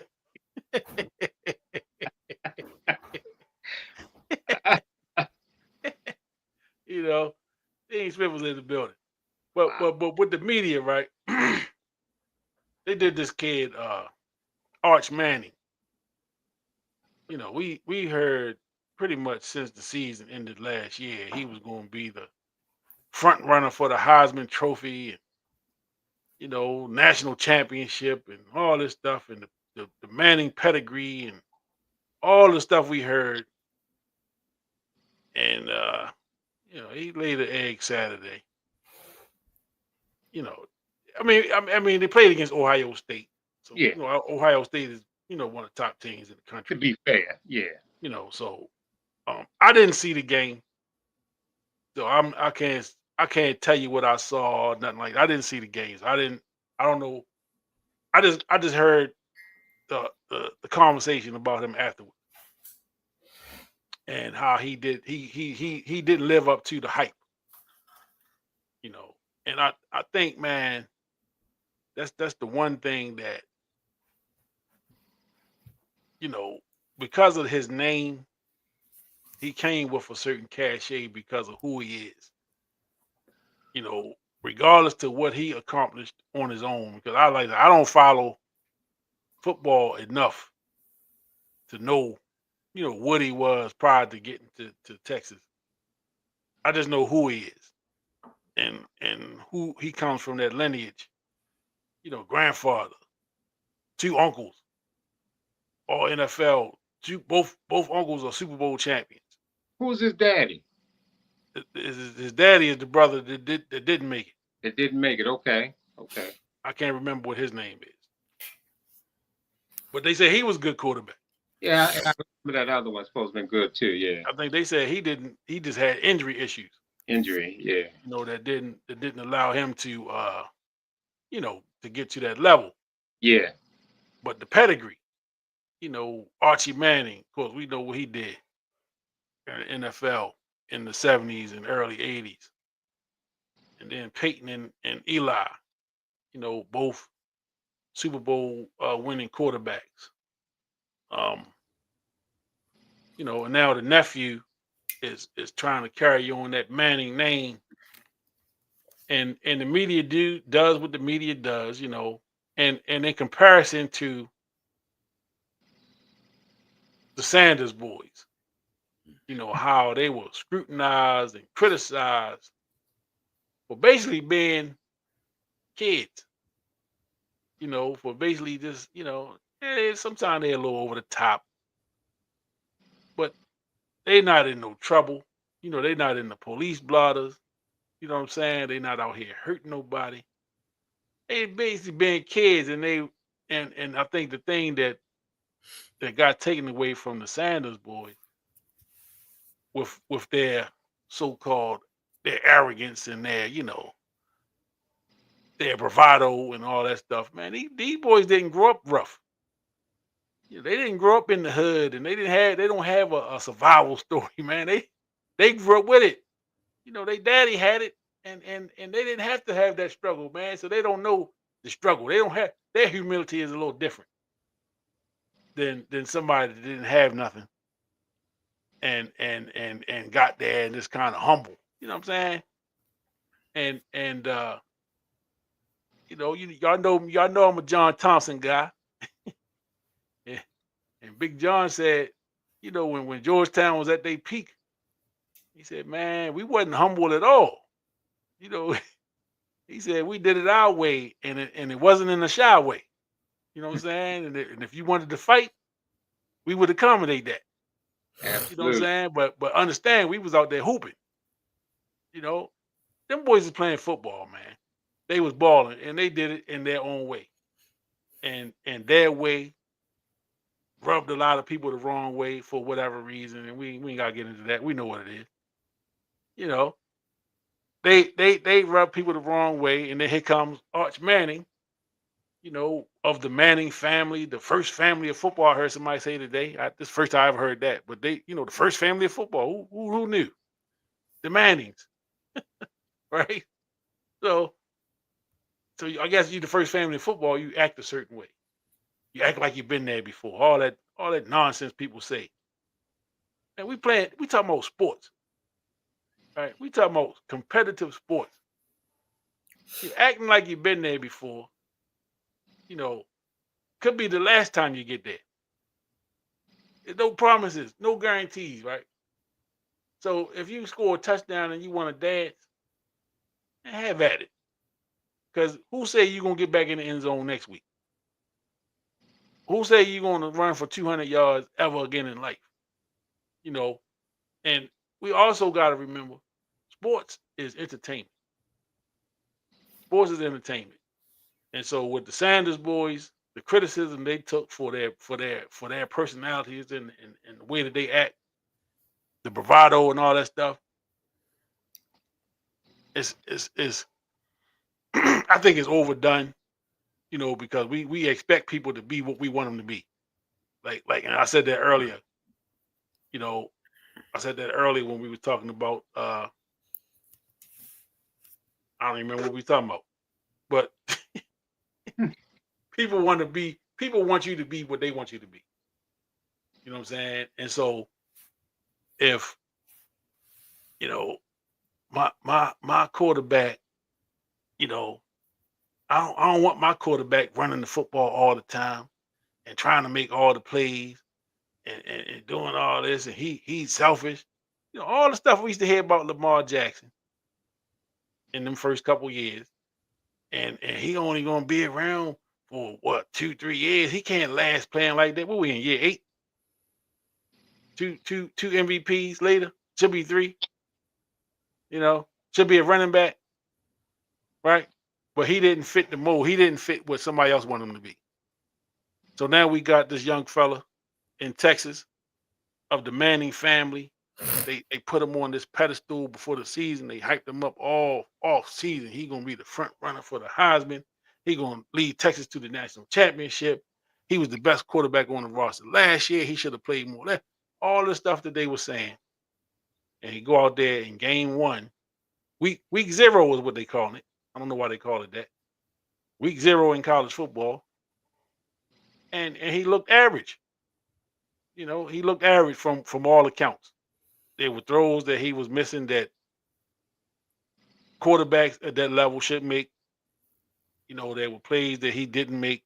They say he did make some plays. He did make a few plays, but they were plays he didn't make. They were getting ready to get shut out, and he did lead the team down to get a touchdown at the end of the game. So I'll give him that. But I think it's unfair, number one, to put all the expectation on him just because of who he is. He is not Peyton Manning. He is not Eli Manning. And they came in college football as Archie's son, right? Peyton Manning was the business. I don't know how much he struggled at Tennessee, but he was the real deal pretty much from the beginning. And they still talk about the Heisman Trophy that he didn't win. He should have won. But you know how it was, the Heisman stuff, man. You lose one game, and you out there running for the national championship and everything else based off one game. So I just think they'd be a little unfair with the young fella. It's his first start this year anyway. It's a lot of pressure on his back, just living up to that name on the back of his jersey, the Manning name, the first family of football. So if he don't make it, and we got a long way to go for that, but if he don't make it, is he going to be a colossal failure? Are they going to talk about him like, it's a devil? Is this the world coming to an end because he didn't make it? Mhm. I don't know. What y'all got? Yeah, this guy, based on his name, the pressure that must be on him to step behind that center and try to live up to the standards of his uncles and his grandfather. I think Archie Manning was the number 1 overall pick when he came into the league. There was Peyton Manning the number 1 pick. Yep. He was the number 1 pick. I don't know where Eli went. If he wasn't 1, he was 2. Yeah. So you talking about immense pressure on this guy. And he's down there with Texas. They were ranked preseason number 1 going against Ohio State. I didn't see the game. I heard his after game comments when he talked about he put that one on him. He said I take this one. He said I didn't play up to my standards, so you can put this one on me. I respected him saying that. I liked the way he said that, and it made me feel like he gonna bounce back. Yeah. I like them Manning boys, man. Peyton, man, I like Peyton. Peyton was a beast, man. And how many Super Bowls Eli won? 2. He won 2 Super Bowls. Both of them got 2. Both of them won 2. Yep. I mean, you talking about some legends of the game, and that's why when we talk about one subject matter or one person, we peel off and we talk about something else. Belichick, we went to Dion. The Manning boys, we go into Shador and these guys. And I see Peyton. What's Manning's name again? Oh, he's Archie. He's named after his granddaddy. They call him Arch. They call him Arch. Okay, Arch. I'm looking at the pressure that's on this guy, and I'm thinking about a guy like LeBron James. Yeah. I'm thinking about LeBron James being on Sports Illustrated. Yeah. The chosen one. Yeah. And the expectations that was laid on this guy's head. This guy, Peyton Manning, he got the same thing, and maybe even more, with the fact that he's got these uncles and he's got that granddaddy. I mean, the pressure is immense, man. Yeah. And so I'm interested to see how this guy comes back, how he plays. Does he have that same pedigree? Just because you got the name, that don't mean you're going to be the hit. I mean, Jermaine had some hits, but he ain't had no hits like Michael. And just being a Jackson, you know, Marlon sang and Randy sang and Jackie, Janet, all of them sang. Yeah. Latoya, Reby. But because you got that name, it ain't going to carry you but so far. And he got that Manning name, man. I mean, I don't know of another name in the NFL that you could have that might be bigger than that. What name is bigger than that? The first family. The pressure. The first family of the NFL. And I'm just interested to see. And there's always stories. And shout out to you, Kenny, for bringing up the stories. I mean, Belichick is a story. Manning is a story. These things need to be talked about. These things that they need to be watched, and they're gonna be talked about again on this show. Oh, for sure. You know, because they are big stories this year. So I'm interested to see how this guy bounced back. I'm interested to see how what year is he in? Sophomore. He's a sophomore. Yeah, Man, he's a sophomore. I'm interested, man, to see how this guy make out, man, because he's got the name. Apparently, he has the pedigree. I want to see it, but he's got some big ass shoes to fill. Yeah, I just think, man, sometimes the expectations be so high that we don't allow these players room to fail. You know, because every little failure is it's over for him. You know, he'll never turn back from this. Right. You know, and again, the same way with Deion's boys, right? You know, Shiloh gets cut, and people celebrate. You know, I made a video about that. I got a lot of views on that. My video, my rebuttal. Because I just find it ridiculous. You know, you celebrating somebody's misfortune. Like his world was gonna come to an end. But what you don't understand is, you know, this young fella, and we're talking about Shiloh, is multi-talented. You know, all his eggs wasn't in one basket. And like I said, he came from a family that already had money. They already made it. So him making it in football wasn't the end all be all for him. You know, because he already got a little paper. You know what I'm saying? And you know, he's got some gifts. You know, he's musically gifted from what I understand. You know, and he has some other talents. And he's like, hey, I'm gonna be all right whether I have football or not. You know.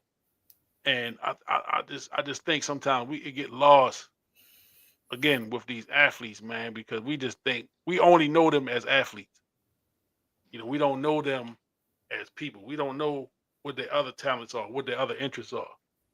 You know, I think about the dude from Roll, the dude from Florida State that was the he like a doctor now. I can't think of his first name, but y'all Myron Roll. Oh yeah. You know, here's a kid that I believe they were playing Maryland that night because he went somewhere that day to receive some type of award for the neurological program he was part of or something. And then he came and played a football game that night. You know what I'm saying? And now he's a surgeon. You know, he's a doctor now. So it's like, we look at these athletes as just athletes, and fans are just, I don't know, man. I look at fans sometimes. I get the biggest kick out of fans and some of the thoughts and some of the things they say because their life depends on you. I needed you to get 10 yards for me to win this fantasy game, and you didn't get the 10 yards, and I just lost $250, and you're a jerk, and you're the worst person. You hear all this kind of foolishness, right? Right. And I just sit back and, like, I saw a video today of a dude at a tennis match. The tennis player was signing autographs. You know how they walk up to the crowd, they sign autographs for kids and stuff. Little kid standing there. I guess the little kid asked him for his hat. So he go to take his hat off to go hand it to the kid. Some grown ass man snatched the hat from the kid and tried to stuff it stuff it in a bag or something. So I mean, this is on TV. This is on national television. So this is all on camera, man. So they ain't got you snatching a hat out the hand of a little kid. The little kid sitting there like, wait a minute. And it's a grown ass man. Like, so then they kind of find out that the man is a surgeon, like a doctor. He like somebody, like a well-known doctor somewhere. I don't know where he's from. Poland, I think. So what's that going to do to his reputation? Over a hat that a tennis player wore in a match, a sweaty hat. What are you going to do with it? What you going to do with that? Other than try to sell it. These memorabilia people. I remember I tell y'all a couple years ago, some years back, I took my sons out to the Ravens training camp. At the practice, man, they signed the kids autographs and stuff. Man, them grown ass men was bum rushing them lines, man, running all over them little kids. I said, hold up. Let me. They're gonna have to take me away. Right. One of these big grown ass men pushed my kid over trying to get an autograph from another grown man. That's gonna be problems out here. So I went ahead and paid the little money to get my kids in the little kids VIP section, where they had to worry about no grown ass man, and all the players was running over there anyway to the kid. And you got these 30, 40, 50-year-old men yelling, Ray, come sign this for me, man. Sit your ass down somewhere. Right. You grown ass man chasing somebody's autograph. Sit down, clown. And again, I've been somewhere, and I'm way off of what I started talking about. But this is what it is. You know what I mean? This is what it is. This is what happens when you talk sports. Because it's going to take you from one place to the other. You know what I'm saying? So, Arch Manning, good luck to you, young fella. I think he's going to be all right. I just don't like, man, the way that we pump these guys up. And after the first game, it was people saying he was going to be a bust. The first game, I mean, this is the first game. He played one game, and people are already writing him off. It's over for him. I mean, come on, man. We got to do better than this. So I don't want to be that type of, the sports biz ain't going to be that type of thing. And he out the blocks against Ohio State. Yeah, come on, man. Man. Come on, man. So, I'm not going to be like that here. I'm going to have some fun now, y'all. I'm going to get my little jabs in. Yeah. Don't leave your ribs exposed, because I'm coming. You know what I'm saying? I'm definitely going to take some shots. Right. But it's all in fun. I'm gonna have fun with it. I'm gonna have some fun with it. Belichick, cover your ribs up, because I'm coming. You belong in NFL. You don't belong in college. I don't think you where you belong. But I'm pulling for you. Yeah. We're gonna be hearing about you every week. So I'm hopeful, for the sake of my sports viewing and listening ears, that his story is a little better off than 48-14 the rest of the way. Yeah. Because if it's any uglier than this, he ain't gonna make it through the year. What kind of record Carolina had last year? I'll tell you in a minute. But I think they only won like 2 or 3 games, I think. Really? don't Was think that bad? I think they were bad. Damn. Yeah, I can't recall what they did last year. I don't remember seeing them out there making no noise, so they must not have done too well. They were 6-7 Six and 6 or 7. Okay. okay. Yeah. and went to a bowl game. Oh, is that right? That So doesn't mean a whole lot, man. 6 wins, you get a bowl. Wow. So they were 6-6. They were 6-6 going into. They played at the Fenway Bowl. I guess that was at Fenway Park, Wow. and they lost against UConn. So 27-14. Oh. Dang. Yeah, and that was Mac Brown was the coach. He was legendary up there in North Carolina. Mac Brown. He was the Texas coach with Vince Young. Oh, is that right? Yeah. Mac Brown, yeah. He was the coach when Vince Young was out there getting busy. How tough was Vince? Oh man. Before we get out of here, man, how tough was Vince in Texas? Oh man. Woo. Was he fun to watch? Man, I wanted the Ravens to get him so bad. Man. Vince And Young was a championship problem, game. man. Wow. That game against that championship game against USC, man. Whoa. And his level of confidence, Man. like, man, he just knew, man. I'm a man amongst boys out here. Y'all can't do nothing with this. That was legendary, man, what he did in that game. Mm-hmm. Matter of fact, man, now that you mentioned that, man, I might have to go back and at least look at some highlights of that thing. Wow. Vince Young was tough. He was tough. Tough, man. Crazy. NFL career didn't work out. Yeah. But again, it's just no guarantees. No guarantees. Like, there's no guarantees in sports, man. You get what you get. Yeah. You get what you get, and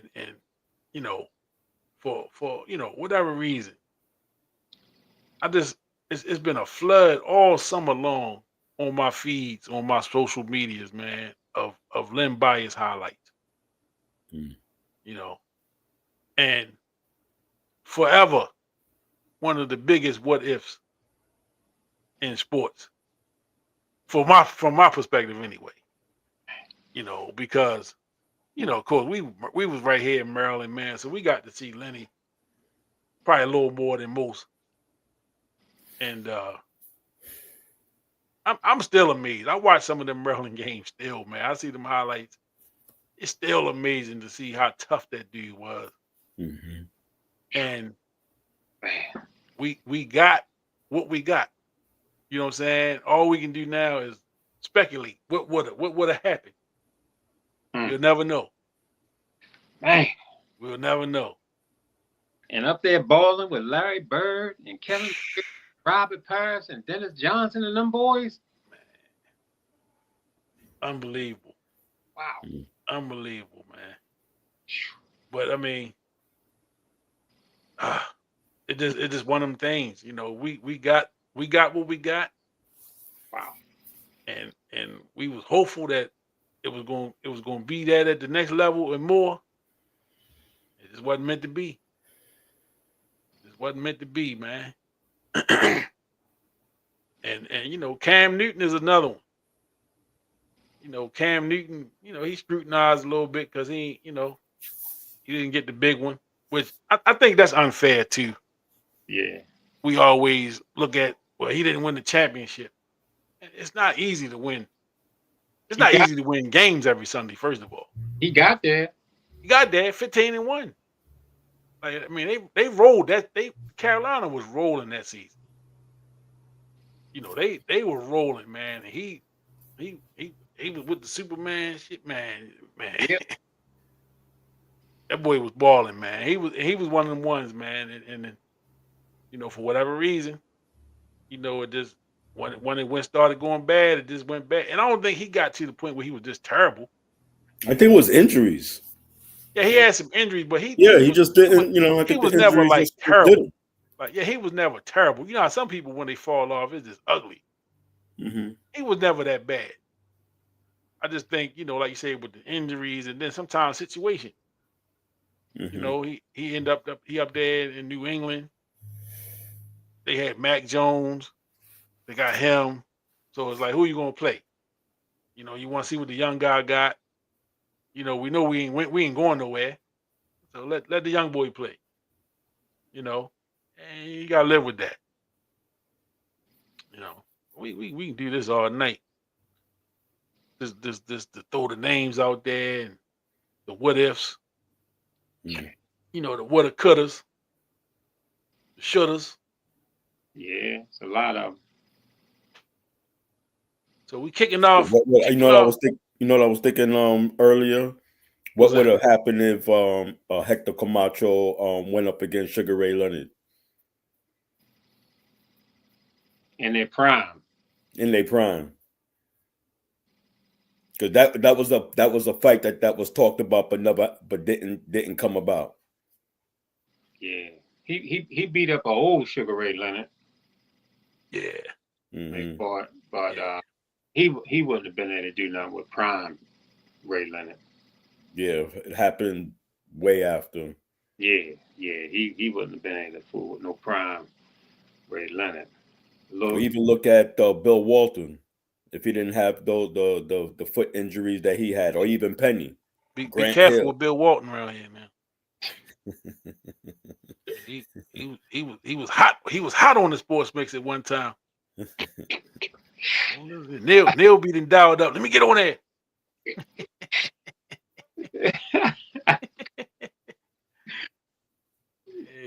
Hey, boy. Yeah, Penny is another one. Penny. Ooh. You say what you want. See the thing, man, all people got is what you did. You know what I'm saying? So when people say, if Shaq and Penny had stayed together, they could have won however many. That's real. Yep. That's real talk. Penny was that dude, man. Like, and I was a Jordan fan, right? I was a Jordan guy. Look, Neil just text me.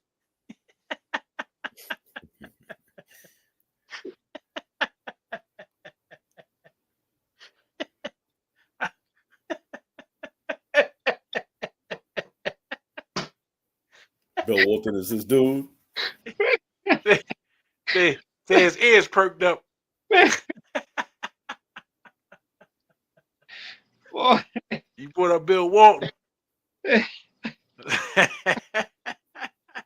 Well, man, when it come to Bill Walton with Neil, you remember how Ali, I don't know who that was, man. He about 18 pieced that guy in the corner. I think the guy wasn't called him his name. That's how Neil go up against Bill Walton's head. Damn.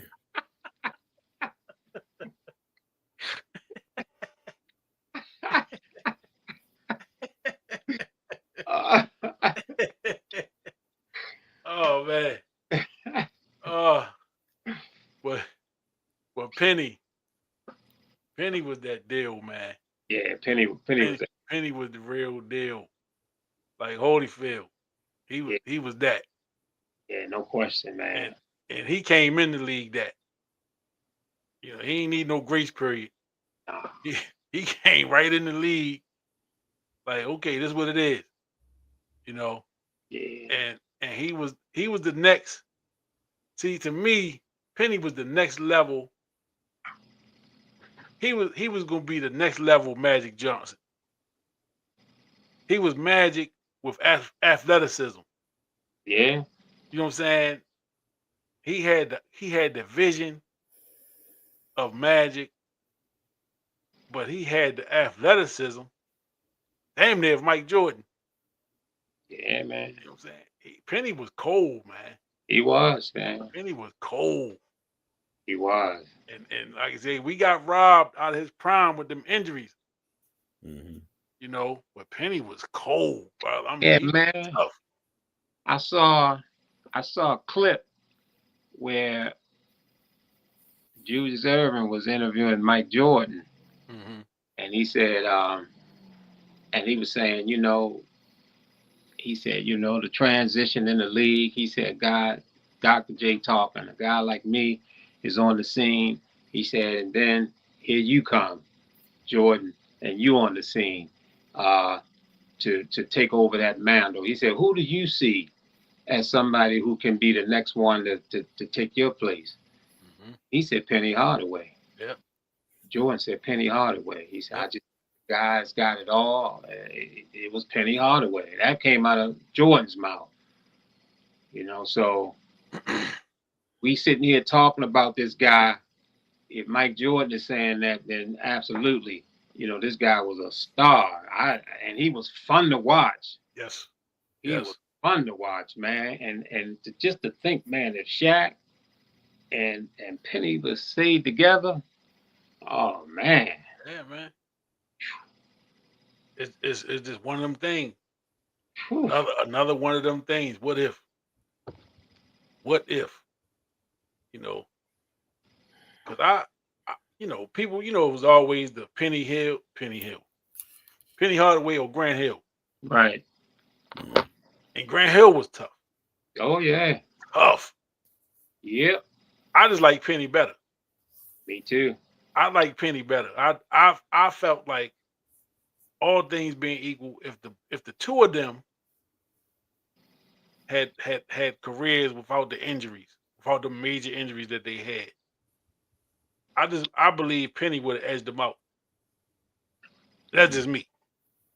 You know what I'm saying? That's just me. Yeah. That's just my opinion. And I happen to think Jordan is better than LeBron. I happen to think Jordan's better than Kobe and all the rest of them. Say that again, Kenny. You said what? I happen to think Jordan is better than LeBron. I believe that. Yeah. And there's nobody on earth that can convince me otherwise. I don't care about the numbers. I've seen both of them play. The whole careers. Yeah. Yeah. Look, I told the brother about a month ago. He young boy too. He's like 20 something. We talking who he was a hooper too. I think he hooped over at Morgan, and he was great. Go play down in Puerto Rico somewhere. Great play some pro ball. And he was talking. He say, man, who you think is the GOAT? Or did I ask him? One of the other asked each other, but we both agreed it was Mike. You know what I'm saying? And I said, bro, I seen Mike play in college. I seen his whole run. He said, whoa. He said, see, most people don't even talk about that. They talk about the Bulls and all that stuff. I said, man, look, and don't get it twisted. Mike wasn't putting up 30 and 40 in college. But Mike was a bad motherfucking college, man. It was, man. You know what I mean? He was a bad motherfucking college, Jack. And they say Dean Smith, the only person could hold him under 20. That's the word. Right. Exactly. And as much as I love Len Bias, and people talking about Len Bias would have been better than Mike and all that stuff, I ain't going for that one. They were just two different players. Yeah, definitely. They wasn't even the same type of player. Len Bias was exciting as hell. He was athletic. Yeah. But he wasn't what Mike was. He did what Mike. They were just on different levels. Yeah, very different. Yeah, different levels, man. And not to say that he wasn't a bad boy, because Len Bias was a bad boy. But I can do this. Like I said, I can do this all night. And I know y'all brothers got work to do in the morning, as do I. I don't want to go, but I don't think they're gonna tell me that it's good. Yeah, I'm the same way. I don't want to go, but got to go up in there, boy. Yeah. But I do want to give a shout out, man, to Emmett Laws. Okay. He played for Virginia Tech. Okay. Went to DeMatha, and he is Shanetta, which is Duffy's and Rhonda's sister, Mm-hmm. Shanetta's daughter, Nita, and that's Nita's son. Okay. And he went to DeMatha, and he wound up going to Virginia Tech. He was a freshman last year, and they played South Carolina the other night, Mm-hmm. and I'm sitting there watching the game, seeing if he gets some burn because he really didn't get no burn last year. Yeah. So I know that Virginia Tech, he didn't play the first series or maybe even the second series, and then they punted the ball and the ball went down to the 2-yard line. South Carolina had the ball, and I see 99 in the game. I said, "Oh snap!" So I started yelling in the house, letting his cousins know, Emmett's in the game. Emmett's in the game. Yeah. And they start coming running around the TV. And on the first play, man, he defensive tackle. Mm-hmm. On the first play, he kind of stood the guy up, went around him, and sacked the dude, man, for a safety. Oh wow. First play. Yeah, man, I'm in here hooping, hollering.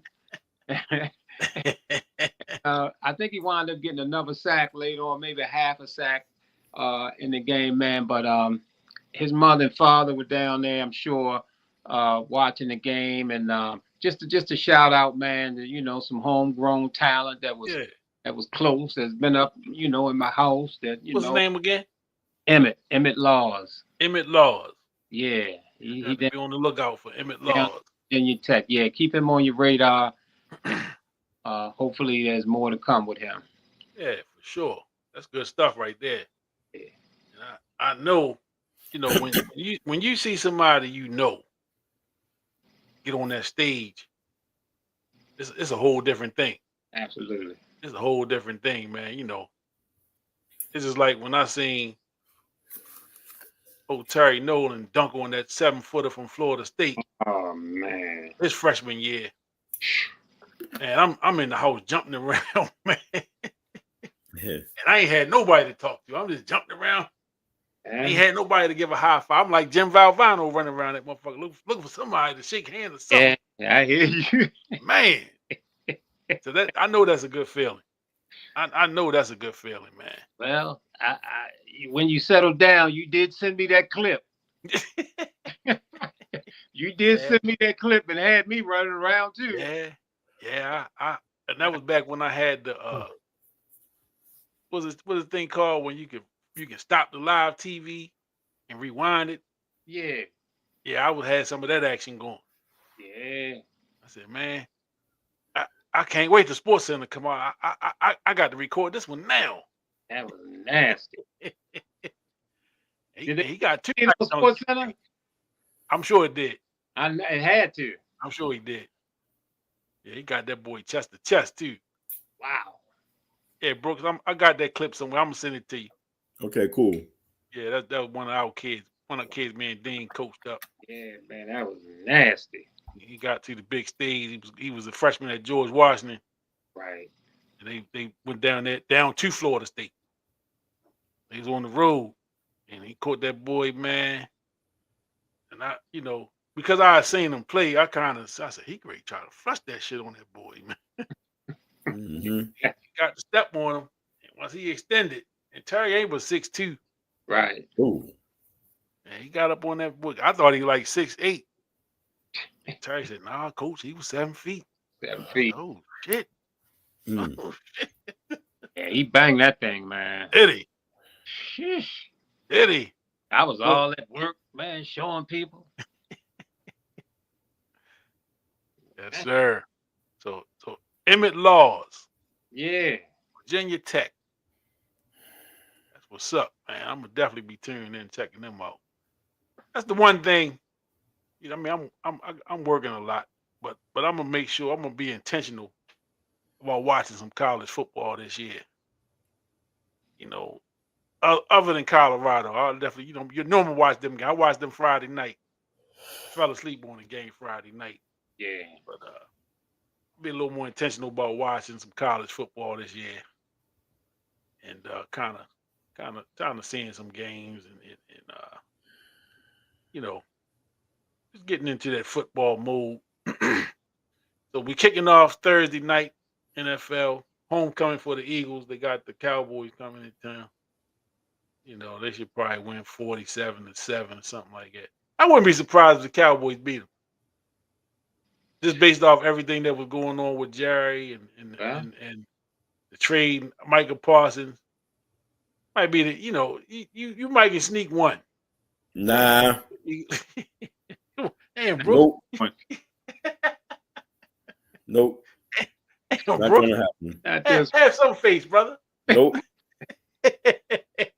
not gonna happen. You know, Eagles gonna be high, man. They're gonna be celebrating the Super Bowl victory for the last time. You know, and Their only chance is if Hurts get hurt, Saquon gets kidnapped,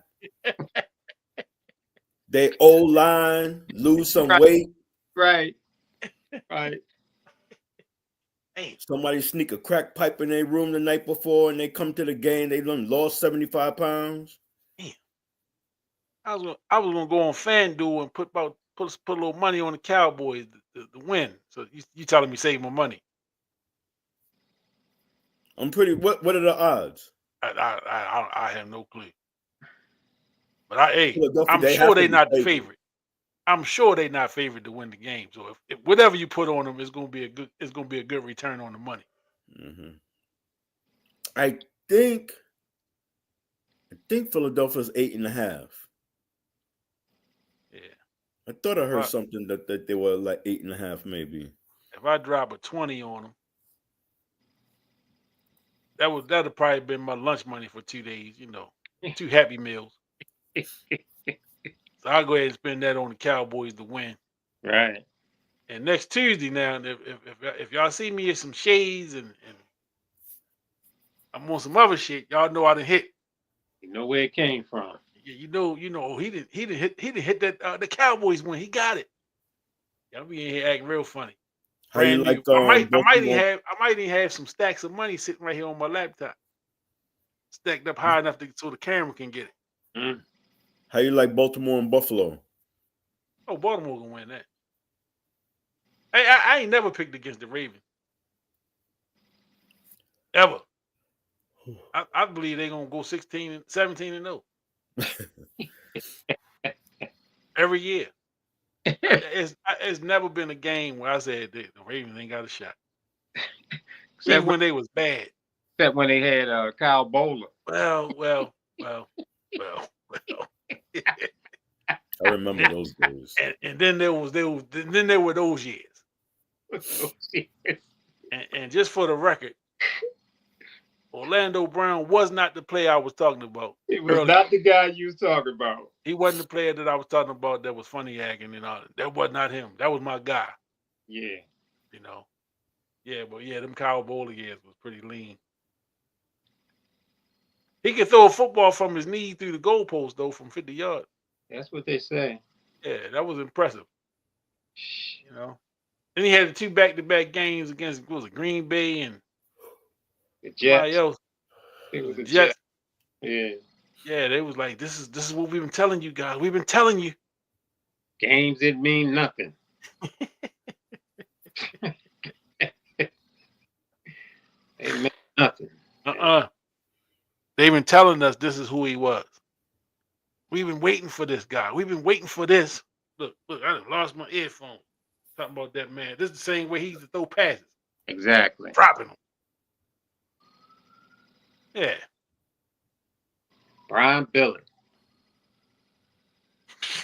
About 3 years of wasting that prime defense on Kyle Bowler. Oh boy. We could do 2 hours on that. Yeah, that was interesting. We can do a 2 hour show on them years. Hmm. I wonder what Kyle Bowler does. I'm sure he's working somewhere. Yeah. I'm sure he got a job. Probably Might be a coach. I had to Google him and see what he's going to do, but I ain't gonna do it right now. Yeah. But it's been a pleasure, fellas. Absolutely. because it's almost tomorrow. I'm looking at the clock. Right. We've been doing this for a minute. Technical difficulties and all. Charge it to me. This 2 weeks in a row, I done had some technical difficulties, but at least I'm back on my own platform. I got all my gadgets and all my goodies. And so we good. We good here. Yeah. We good. And I think Any parting words? the faithful definitely gonna show up once them Ravens games kick off, next week, and they all you got a nice following that want to get on and hear, what you guys say about them Ravens games. Got a lot of huge fan base. We love these Ravens, so we're gonna bring it again this year, and I'm pretty sure that fan base will be right there. Yeah, I'm excited. I'm excited. See what this 2025 season gonna bring. The sports mix. Next week Tuesdays is the day. We're gonna be here pretty much every Tuesday. There are a couple Tuesdays where I'm not gonna be around. Got a little vacation plan, so but we'll figure that part out when we get to it. But otherwise, we're here on Tuesdays talk about the games from Sunday. Sometimes they'll get a Monday game. I think they got a couple Monday games this season. But and I'm looking at the schedule. They got a Monday game in 2 weeks on the 22nd against the Detroit Lions. Yeah, they come out the blocks, man, with some tough games. So you got Buffalo, Cleveland, Detroit, and Kansas City in the first 4 weeks. Yeah. And if y'all know me, I'm a 4-week guy. Yeah. I get 4 weeks to kind of see what we got. And this is a hell of a test out the break. I don't no guarantee, but we ain't gonna leave it to Cleveland. With Flacco, 40-year-old Flacco in Baltimore? No, sir. No, sir. No, sir. Joe gonna get a standing ovation all at that game. Yeah. Before the game. Absolutely. But after the game, if he survives, Shador might play that game. Right. Shit, they gonna think we teeing off on Joe old ass. What a way to end your career. Right. How about that? He gonna start it here and end it here. Let me stop. Let me not do that. I'm proud of Joe, man. Joe's still in the league and still starting. He'll start. Ain't that something? How many kids Joe got? You got a lot.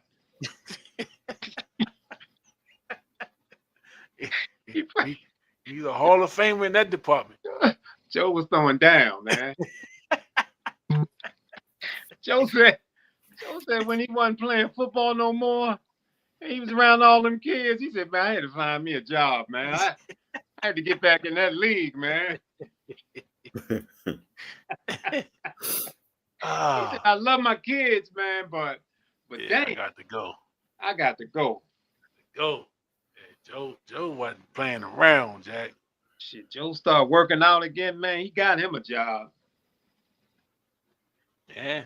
And he hoping that he ain't got to go back to them 8 kids at least to when they double digits in age. All right, I'm home. I'm done playing. My career is over. Yeah, Dad, we in college now. Right. He calling them the wrong names and shit. Yeah. Oh man. But Joe brought us a Super Bowl, man. So yeah, we love that. We love that, man, about Joe Flacco and could have got us there again, like that. You talked about it last week, the Lee Evans and the missed field goal. We were right there again. So shout out to Joe, man. Shout out to Flacco. Yeah.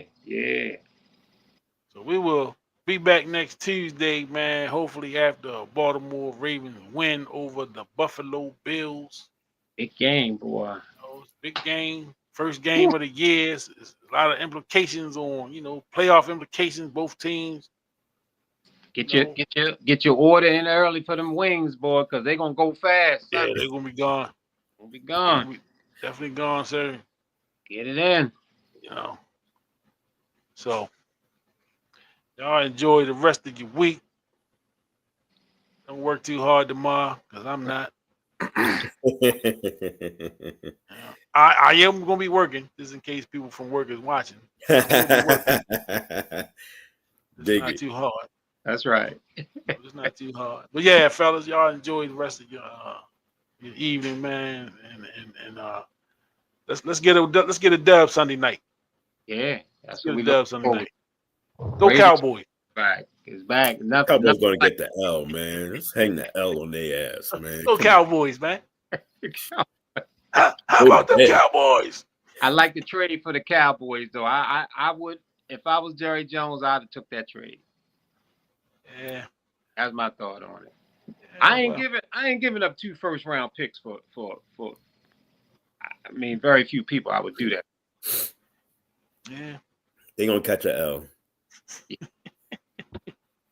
Peace. All right, my brothers. All right now. Peace.